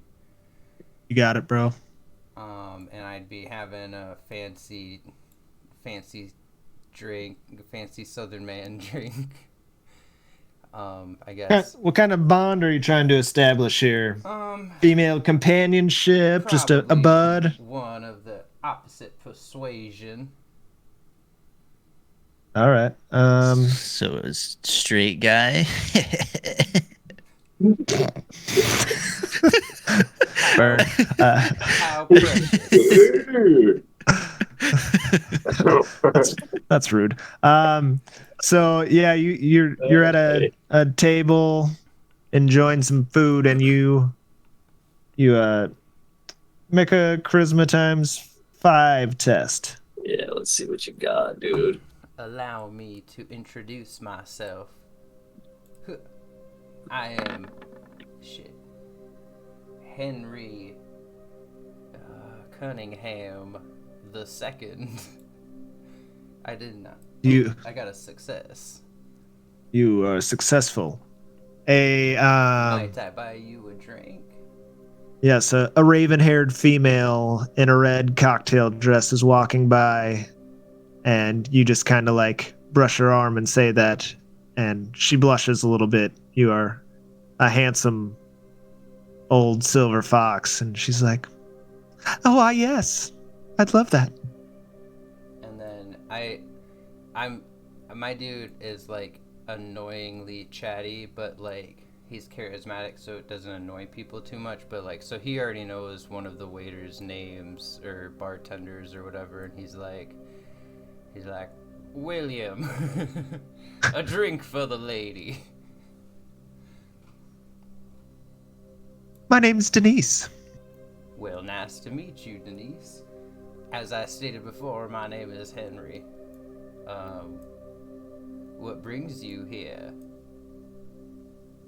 Oh, just the girls and I were just out, for a nice dinner and a little drink, and we were all eyeing you down over there, and she kind of like points and looks over towards her friends, and they all kind of start giggling and look away, and she's like, I just happened to catch your eye first.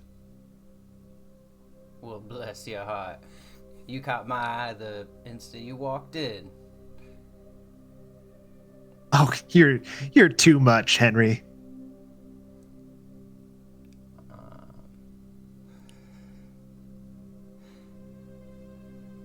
Yeah. As far as that goes, you guys, have Yeah, some drinks. Very charismatic. Yeah, very nice.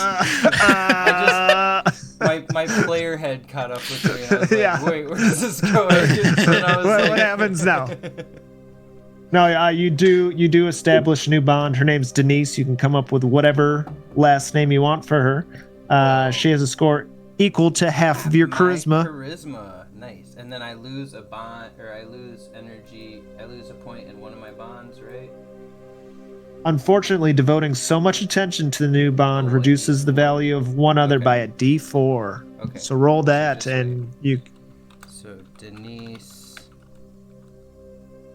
Man, I've come up with so many names today. What's a good last name for a New Yorker? Does she live in New York, James? You're in Boston. Oh, okay. I don't know. Stupid head. Stupid. That's a perfect name. Stupid. Whitehead. I'm just gonna do Fishman. Fuck it. Great. Fishman. So half rounded up. Yep. Oh, nice. Okay. Do I have to come up with a bad thing about our relationship already? You don't need to rate this moment. It probably isn't going to take effect this game, so I wouldn't worry about it. You don't need to come up with the poison yet. Oh, I already This came is- up with it. Just uses Okay. Uses her for sex. You already damaged your relationship that much? I missed it. Yeah. No. Yeah. That's why I didn't want to act out anymore. me as a player, I don't agree with Henry. No. Yeah, you guys got all liquored up and went straight to her apartment, so she didn't know where you lived. Oh, if she didn't, I don't. So my dude's rich. So he is a sole inheritor of a wealthy family farm in Georgia, and he travels a lot. So he doesn't have an apartment here, but he does have a room at a really fancy hotel pretty much whenever he wants, because he passes through a lot. Okay, so maybe you did take her to the hotel. Whatever your choice is. But anyway, you guys Well, it's up to banged, her. and that's so special. You're such a gentleman. How about wherever you'd like. we'll just do all your things too, personal pursuits, because it's gonna make more sense to have the other guys do theirs and like actually advance through time, where your guys are all taking place in and around 2015. Oh shit, I did not catch that memo. My guy would be a little bit older. Make him that age in 2015. But then popping a blue pill? Then his backstory doesn't work quite as well. I mean, he could be 65 and just have it age that well, because I do understand what you're saying. Yeah, I'll just do 65. He's like a Hollywood 65, where he's actually being played like a 40-year-old by a 40-year-old. Making babies at 80. Yeah. Freaking weirdos. Okay, he's 87 years so old. Yeah, pumping so out yeah, babies. go back to that scene and it's actually a dude 15 years older. I think your picture still works for it. He No. looks. Yeah, I guess I need to move the thingy, but it probably do. Oh yeah. He could be like He looks like he could be a handsome 60. Yeah, he does like YouTube videos of like working out and shit. Just veiny muscles underneath the military. Oh shit. Yeah, so pick 2 more things you want to do quick or not. I don't really care. You can take all 3 or just 1. But not 2. You have to take 1 or 3. Well, so then he would also fulfill his day-to-day obligations and relationships in Boston. That would mean going... Oh shit, I gotta bring my character sheet back up. Boop, boop, boop, boop, boop, boop, boop. That would mean meeting up with his buddies Mitch and Professor Grossenberg at a predefined bar and having a undefined amount of drinks and talking/debating about shit for hours at the pub. Those are Just philosophy all day. What is life really? No, when it's we kill not necessarily. Just because he's hanging out with the professor doesn't mean it's Mitch. Mitch is anything but a professor. The other friend that he's meeting there. Yeah, but you can listen to guys be fucking True.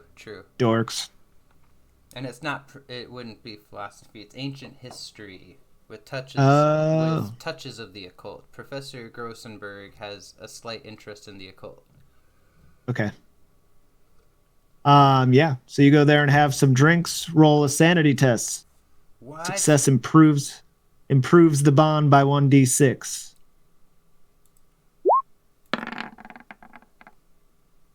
Failure. Oh, wow, that was fast. I guess Mitch, like I said, Mitch isn't quite the same run-of-the-mill guy as Professor Grossenberg, so maybe they got in an argument. Yeah, I think a failure, nothing really happens. So was Grossenberg the one that you took the 4 away? Or the D4 away from? I forgot to take a D4 away. And what was that for? Was that for finding a bond? Actually, I was going to take it away from Mitch, so that would actually make sense. Maybe Mitch was pissed off and took it out and assumed Grossenberg had something to do with it. Perfect. Yeah, you guys are talking about history and stuff, and he just. Or maybe this is what lost him the 2 points. Is he was a dick. Like I was like, this is my good friend Professor Grossenberg, and then he was like a huge asshole to him. I was like, fuck you, Mitch. Just talk down to him the whole time like he's a stupid grunt. Okay, yeah, that'll do. So you lost 2. So you got 1 more. Well, bless your heart. Well, then I would. Well, I'd probably. Oh, special training.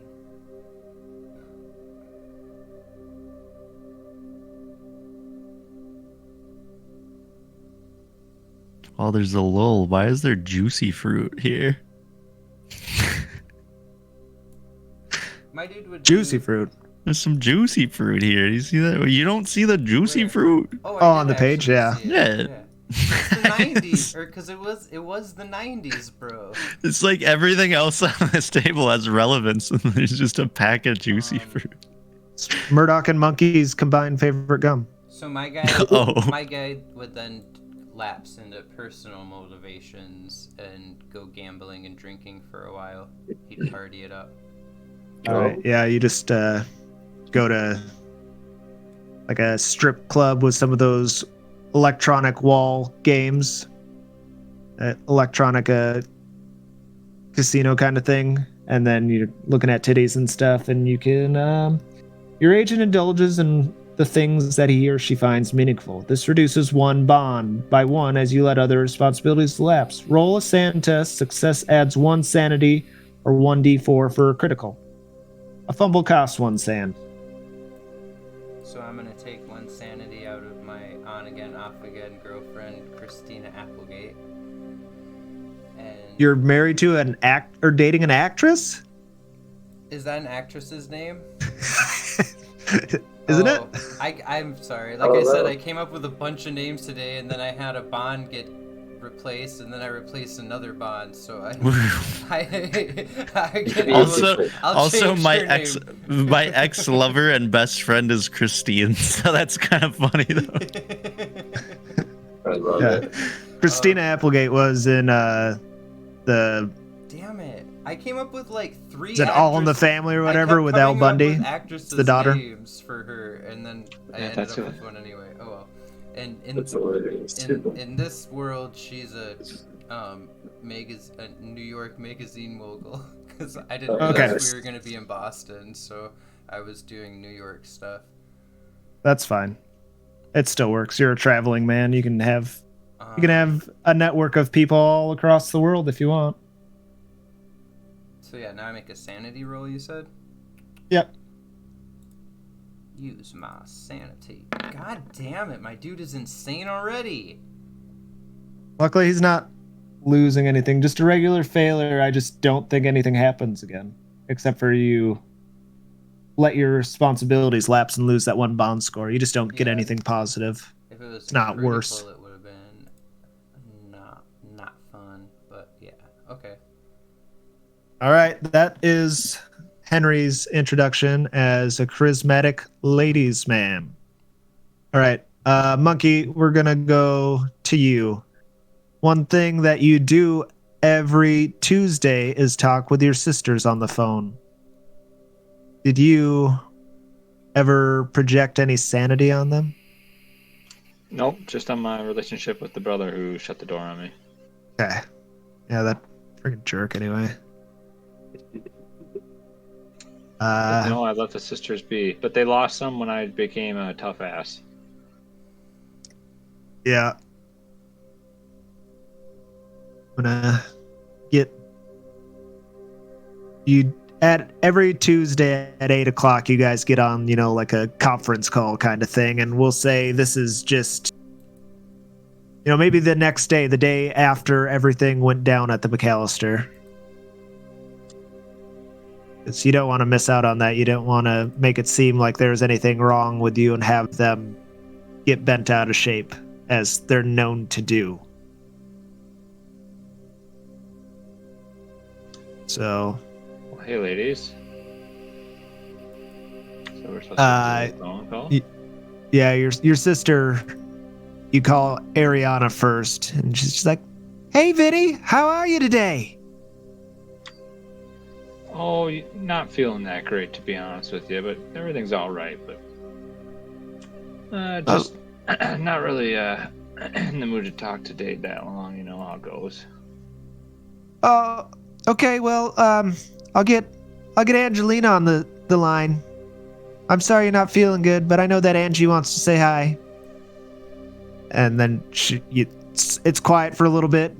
Back when you had to hit a button and then type the phone number in and call the other person and get them on the line. Back when things were weird.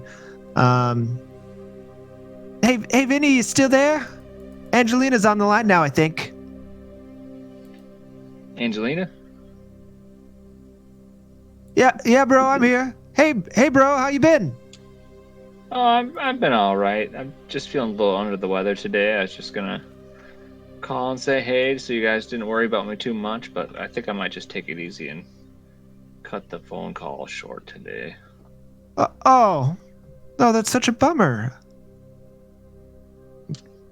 Okay. I guess, yeah, we can just, we'll call you next week. It's fine. Is there anything really important? I mean, I got time. It's not that bad. I just kind of, just a little spacey. Angelina, she's like, I started dating a guy named Jeremy. He works at the Zanzibar here in Boston. Gets me, free to a lot of the big shows, so that's been fun. But other than that, not too much. Just, doing school and everything. Well, that's good. You got to keep studying and all that goes. But make sure you do have fun. I hope the guy's a decent dude. I mean, if you're actually saying his name, is there any time that we're going to have to meet sometime soon? Yeah, I mean, bro, just stop down anytime. You can.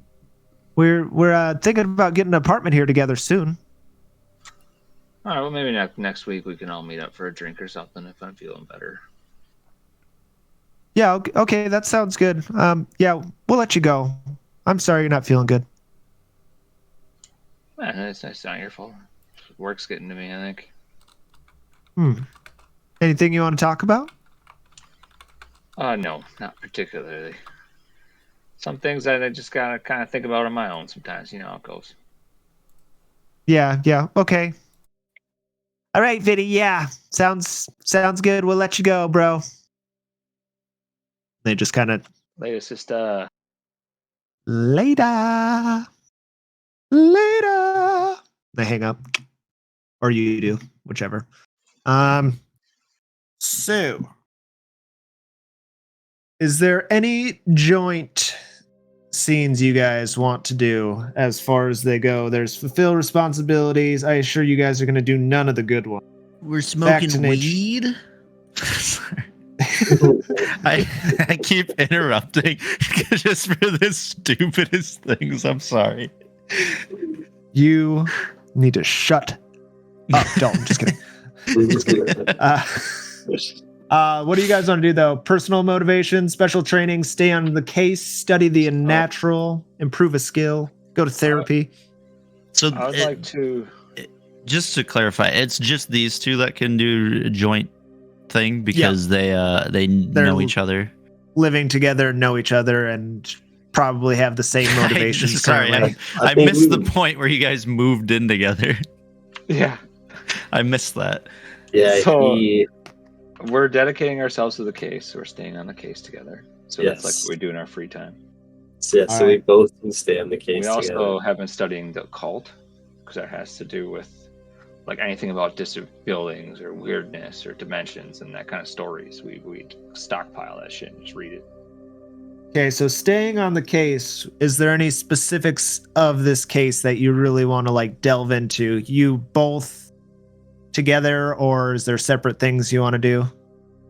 So I do have a list of things. What I would do is I would go after the publisher or anyone who helped collaborate with that dude who wrote the Night Sea and just see like if anyone has any word on where he got inspiration or how he wrote the books or what he was like or what the McAllister building was like via him.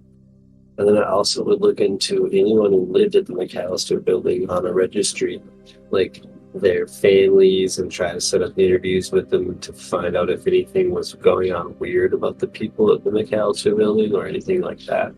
And then also, what was the last thing I really wanted to do? I would look at like who owned the McAllister building. Was there like a landlord or which company owns the property? And try and talk to someone there about the McAllister building and just see if there was anything strange going on there. And I'm gonna do it all under the guise that I think there was stolen art there because we're like in the stolen art division. Okay. Yeah, solid. We'll go with the first one, following up with like the publishing company. And I guess roll to see what happens. So, you reduce a bond score by 1 as you let other responsibilities lapse. I guess I make the roll in secret. So How about that? I want to do. Can I still do my ex-wife, or since she's estranged, can I no longer? I'm going to say you can. Otherwise, I'll Yeah, you can keep doing her. You can just burn up sanity on her, I think. I don't know. And then if she gets really low, she'd become estranged anyway, and that would make sense. But, you can keep doing her. Yeah, just go do her. What I'm was just gonna continue. This Just just keep makes doing her until she loses her mind. I want to project onto her or whatever. Lose my bond with her by not answering anything about her. I'm just gonna leave like the papers unsigned as I just continue to pursue this case. The papers about like custody and stuff. Okay. Just to further enrage her, which has to. Yeah, so the custody papers thing, are you going to give her custody of Izzy, or are you fighting that? Just curiosity. No, I'm definitely just going to allow that to happen. Yeah, so just as like a brief scene as all this is happening, maybe, we'll say what you're doing now is maybe a year or two in the future. You wanted to wait for everything to settle, and now you're going to go out and just try to investigate a little bit more into this after the fire has settled. Perfect. And you go and you end up at the publishing company of Roger Karen, and you are led to the office of a Carmen Wagner. She was Karen's editor. She works for Crescent Publishing. She helped publish the Night Sea series. She handled pretty much all of his appearances and stuff like that. But anywho, you're led to her office. It's nothing crazy. It's a littler company, but she's got a closed door, translucent glass, and then it opens to just a pretty plain office. She's sitting behind a desk, and she looks like this.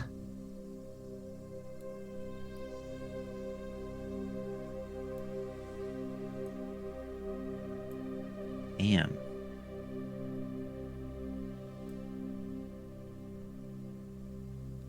Okay. So I got an interview with her, huh? Alright, Yep. we'll go in the room and just show her my FBI agent tag, the one that says Agent Murdoch, not my actual one. The Delta Green version. Okay. So I'm going to show her that and just like, I just had a few questions relating to Roger. Was that his name? Yep. Yeah. To Roger Karen. yeah, Roger Karen and the book The Night Sea. You were publisher of that book? Yes. Did you help edit? Did you help him edit it or anything like that? Or was there an editor? I'm his editor. He disappeared years ago. He died in that fire. I mean, he was already on my shit list at the time. He was late on his draft. It was due to me. God, that was so long ago. It's a year ago now. So it was, May of '95.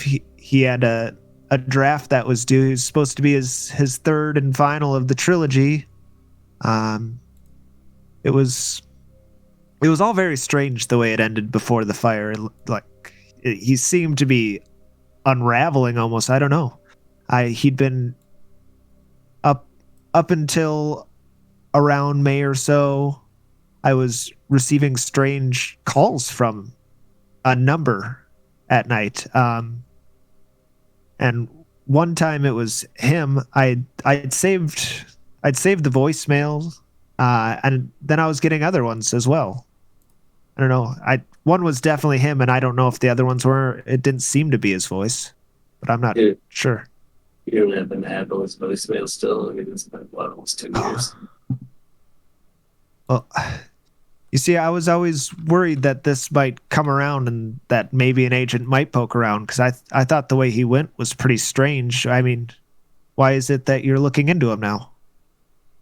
Well, it's just I went for the art crimes division, and there's this book, and I was just curious about the process of it all and the Callister building itself. Just trying to just cover all my bases and kind of build a baseline here for figuring out. All right, make a what's your persuade at?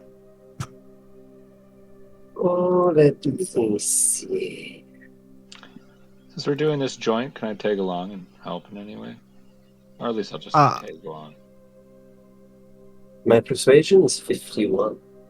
51. That's probably plenty. As you're saying that, she seems like to fully buy into what you're saying, and she reaches around in desk drawer.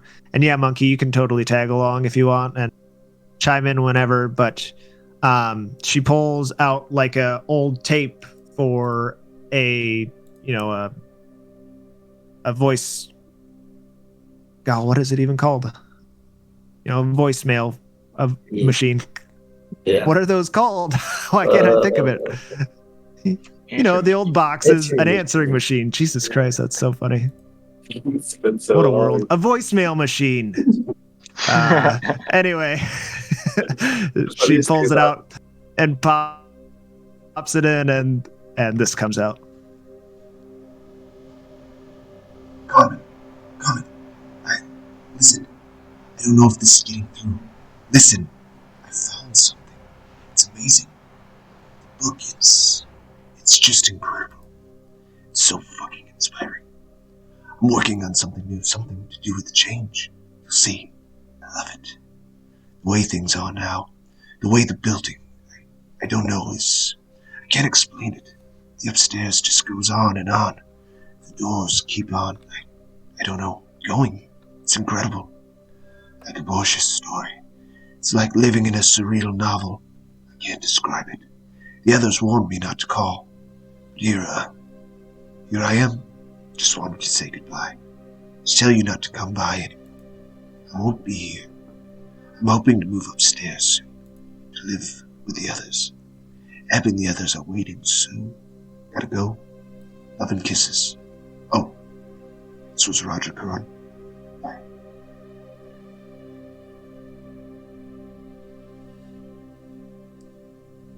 Interesting.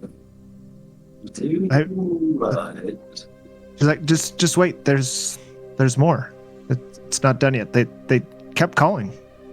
Oh, Start with Peter Deveris, Isabel Sauer, Damien LaChance, Patricia O'Malley, Daniel Kim, Sarah Wynn, Thomas King, Rachel Lee, Matthew Brown, Elizabeth Davis, Andrew Wilson, Jennifer Chen, William Thompson, Jessica Wilson, David Lee, Maria Gonzalez, Christopher Davis, Michelle Lawson, Brian McAndrews, Lauren Green, James Williams, Jessica Tierney, John Scott, Elizabeth Parker, Kevin LeBlanc, Jennifer Gray, Michael Bortman, Amanda Walls. That last one I received so many times is just a man repeating names. It was always the same names too. There's 20 of them or so. interesting. That's the. Do you mind if I take this? Yeah, that's fine. That'll be fine. Yeah. I'll just take it and put it in a little bag that I brought with. And then okay, thank you so much for that. And then did you happen to have any notes or any sort of copies of the book or anything firsthand from Roger?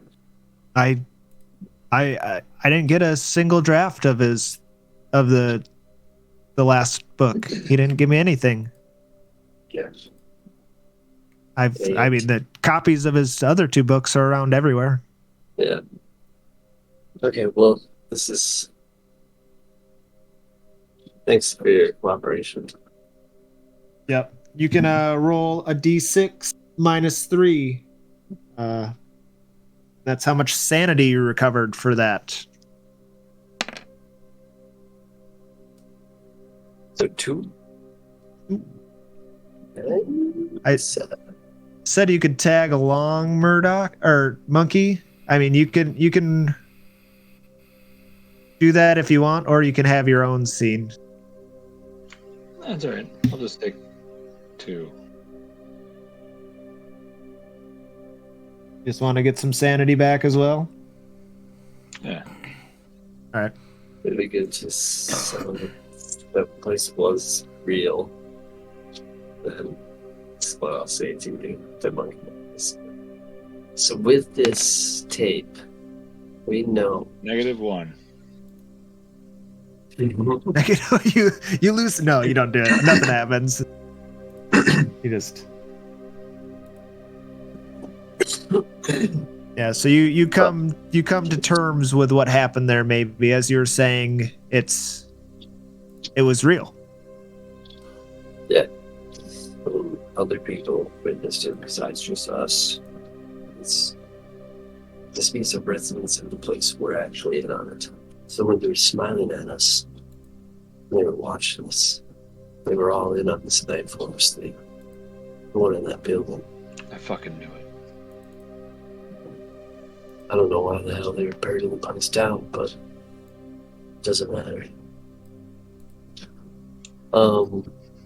Maybe it didn't actually burn down. Maybe it just appeared to and it moved. We should actually go to the building site and just make sure there's not something going on one night. Yeah, I'm sure we would have cased that out. True. And then also, okay, so, well, I guess that's it here. Can we interview family members of any of the people who lived in the building? Yeah, so you could, yeah, Thomas Manuel, if you, How does training a skill work? training a skill, you just either roll stat times 5 or you roll the skill, and if you fail, you get to add to it. Oh, really? A success. Wait. Yep. Oh, wow. That's such a bummer.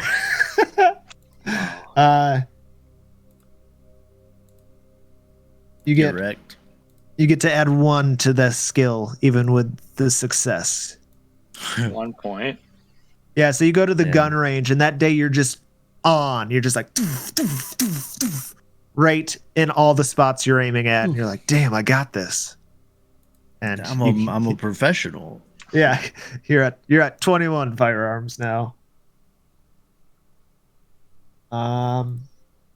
Yeah, so you wanted to interview some family? Sure. Well, okay, so actually, hold on. So this is, I guess I forgot, this is part of the 3 things we're doing, right? So that was the stay on the case bit. Yep. You Okay, can do as many times as you want to. You could do all 3 stay on the case. You could study the natural, improve a skill, etc. Right now, Vinny's done 2 and you've done 1. Okay, so I want to do the pursue a motivation one. That was that personal motivation. Okay. Indulge in the things that I find meaningful. I just want to start working out a bunch and running, like trying to take care of my body and just Yeah, focus. so maybe as you're like thinking all these dark things, the only way you can get some focus in life is just by overexerting yourself with exercise and stuff. That's just the only way to get it out of your head, is just to beat yourself, to a pulp, basically, so you can't think about anything except for how terrible your body feels in the moment. Yeah, That's how you escape these dark thoughts. So roll a SAN. Success adds 1 sanity or a d4 on a critical. A fumble costs 1 SAN. Regardless, one of your bond scores goes down by 1. So you get 1 more sanity back. You're just racking it up right now. I'm gonna actually lose a bond with Vinny as we live together and we're studying the occult. I keep taking breaks to run around all the time. It's just He's getting annoyed with you because he wants to just keep pounding away at it, and you're like, I just need to think. I'm like, I need to go on a run, and we fight about it, and then I come back and study the occult. Right, so 1 left. You guys want to stay on the case to figure out something else, or Jointly do the occult study. Yeah. study the unnatural? Yeah. Okay. Oh wait, hold on. There's actually what? There's special things that happen when you. I forgot about this. I was on that page, and then you actually chose to research something that's pertinent to the story, so I had to switch to a different spot. But give me a second. Give the man a second, damn it. Oh, you get a plus 20 bonus to each roll, double the gains and losses in bonds and SAN. You're gonna lose your sanitation. Holy cow. Okay. So Always a good So as- sign when he reads something and says, "Holy cow!" Yeah, no kidding, right? So as the years went on, you know, like you remember the yellow sign and the night floors, and we'll say we're like, after those couple scenes you guys did, we're like 10 years in the future, and you were always having these visions of the yellow sign, and you were, you know, hearing like this whisper in your ear that it's a terrible thing to be living in the or to be held by the living God or whatever it is. And that stuff just kind of started to fade out over time. And you actually started to feel like maybe you're escaping the grasp of whatever it was.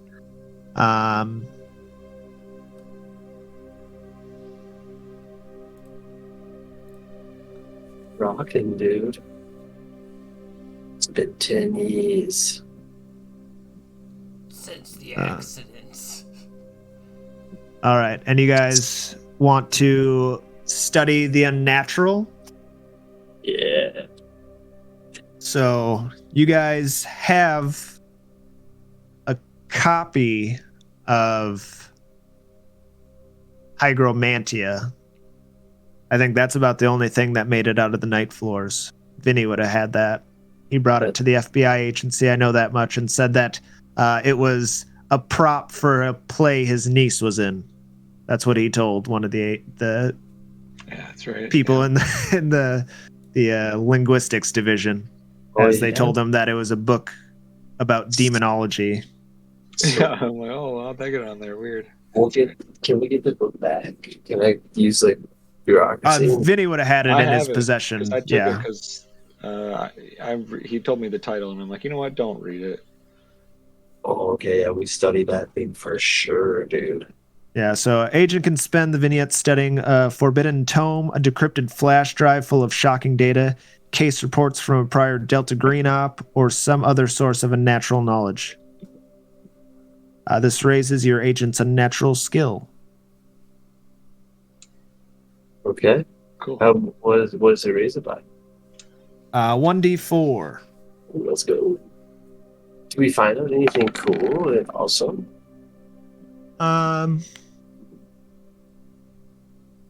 Yeah, let's see. So you got Unnatural's a 7. You have a natural of 17, is that what you just said? No, 7. Oh, 7. Monkey, you're at 11, aren't you? Didn't you roll a 10 or something like that? Yeah. Damn. All right. So you read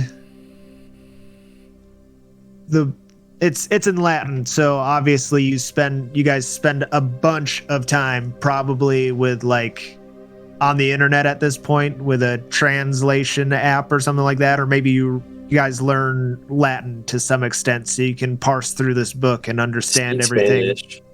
Yeah. And so you learn some language and figure this out. But essentially inside this book you learn are all these seals for demons, and in this book is some sort of incantation or ritual that leads you to believe that you could summon demons. Summon? Can we seal a demon away? Or just summon them?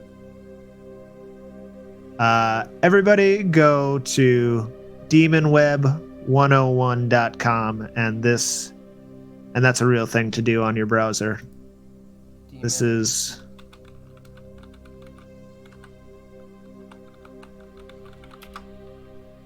is kind of like you guys sort through this book, and this is just like a resource for you to understand the different demons. There is a list of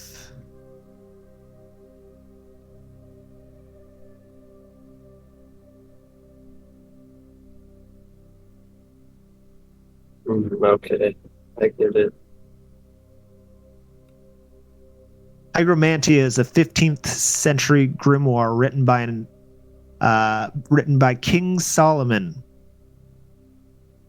Some books on occult history hint that it may have been written by a French noble, though. Actual provenance is unknown. It contains the seals of 72 demons. Yeah. Holy shit. Interesting. This is cool. The book is That is believed cool. to be the origin for later magical texts like Grimorium Verum, the Ars Gotia, Pseudomonarchia Daemonum, and some others. If any of these demons have anything to do with. Do any of you guys have forensics above 40%? Any of you two? I shouldn't say you guys. Yes, Either I of you do. two. You do. Forensics above 40? No, mine's 34. Ooh. Make a roll.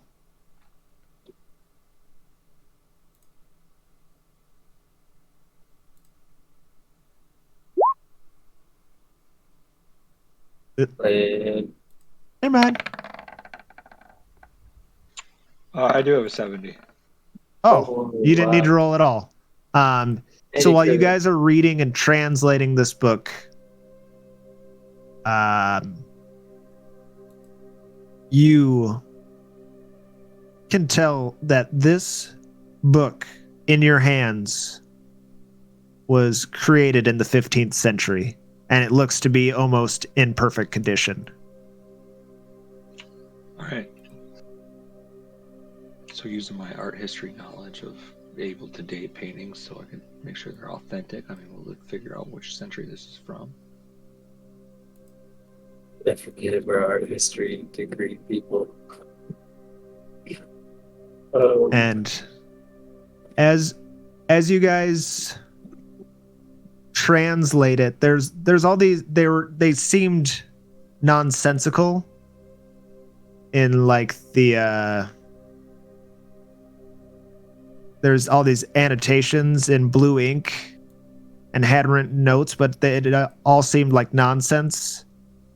Besides a couple names that were mentioned, and that's what made you guys want to read this even more. On one page, it says beneath Broadlebin is a door. On another page, it says Bale and Wild each. Bale, B-A-E-L, and Wild, W-I-L-D-E, each. Another one says Ambrose and the Child in the pavilion costumes. Another one says boat down into the fog lake to the real city.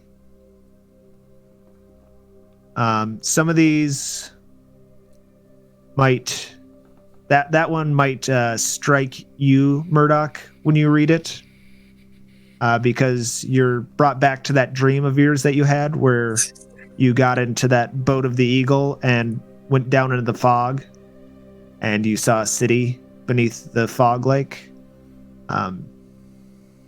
Another one that gets both of you guys says bottles contain secrets as individual as those marked upon them. Another one reads all drawn in, closing in a dance like a loop, leading to the masquerade. And just towards the very end of the book, it just says, it is all a play, comma, I'm afraid.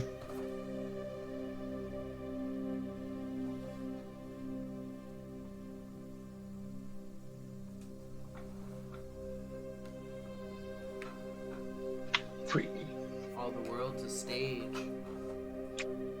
World is stage. But yeah, so Were we caught up in some kind you roboted. Roboted. We got one robot. Oh, we did it. Okay, so yes. What'd you say though? Yeah, we didn't hear half of what you said. Oh. Got caught up in. Caught up in what? Oh no.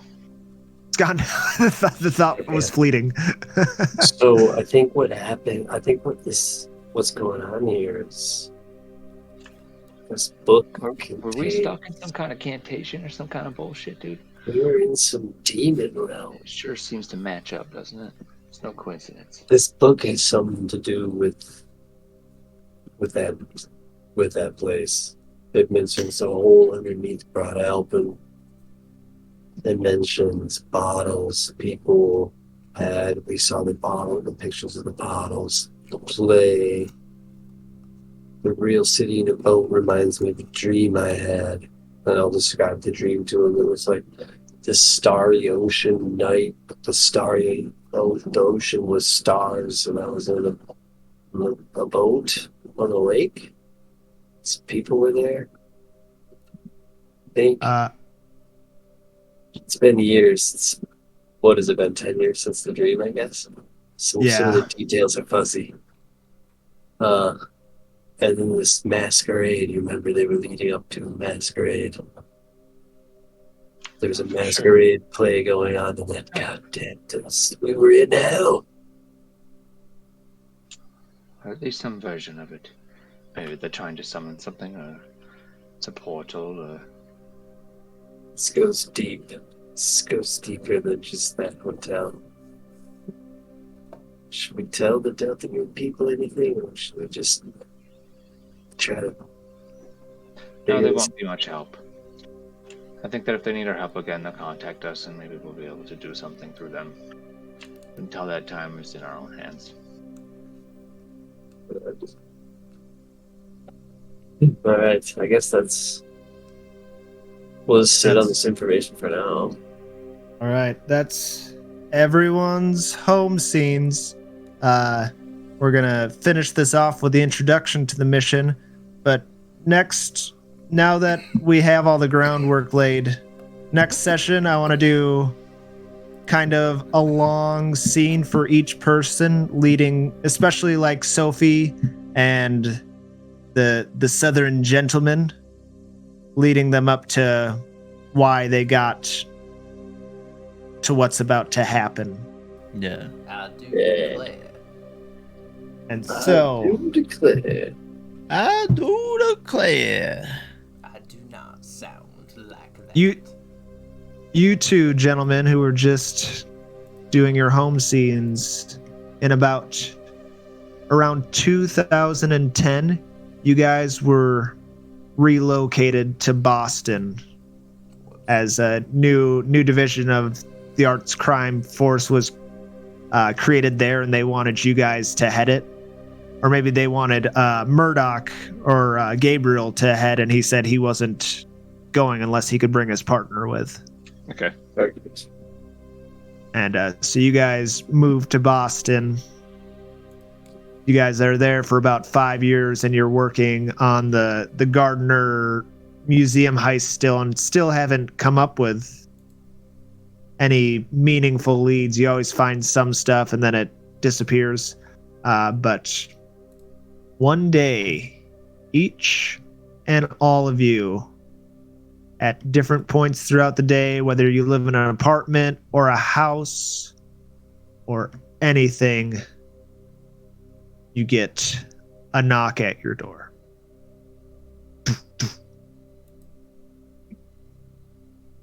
And all of you are living in Boston or in Boston for one reason or another. Maybe Henry's just staying at a hotel and having some fun with his fling Denise. And you guys all open the doors. And outside is a FedEx mail carrier, you know, like the cardboard little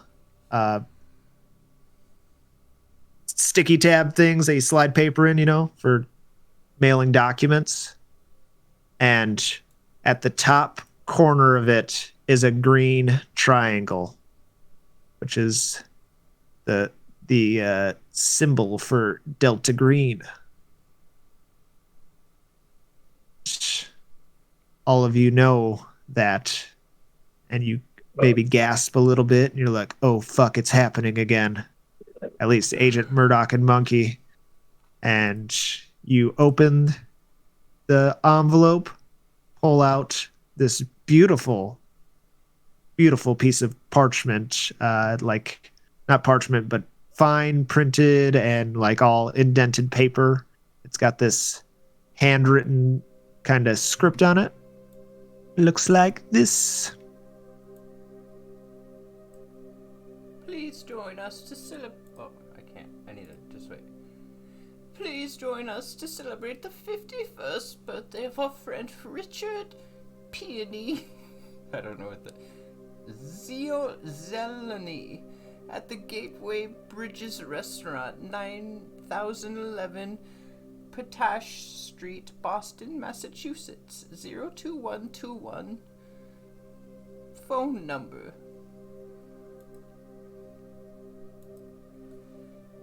617-218-2099. Is that, did I say the last name right? That's a real number. Zeleny?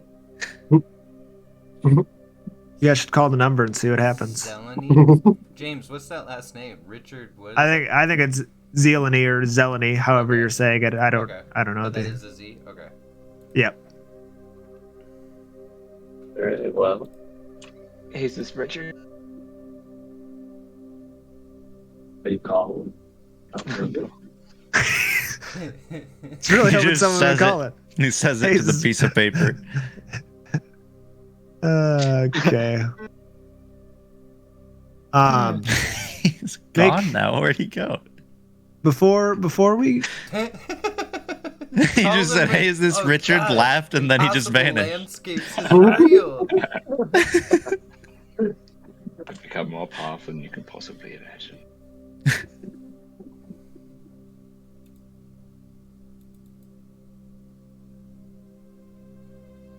Whoa. Freaky stuff happening in my house right now, fellas. But yeah. That is, I think, where we'll end it, unless you guys want something. I'm good. I'm hungry.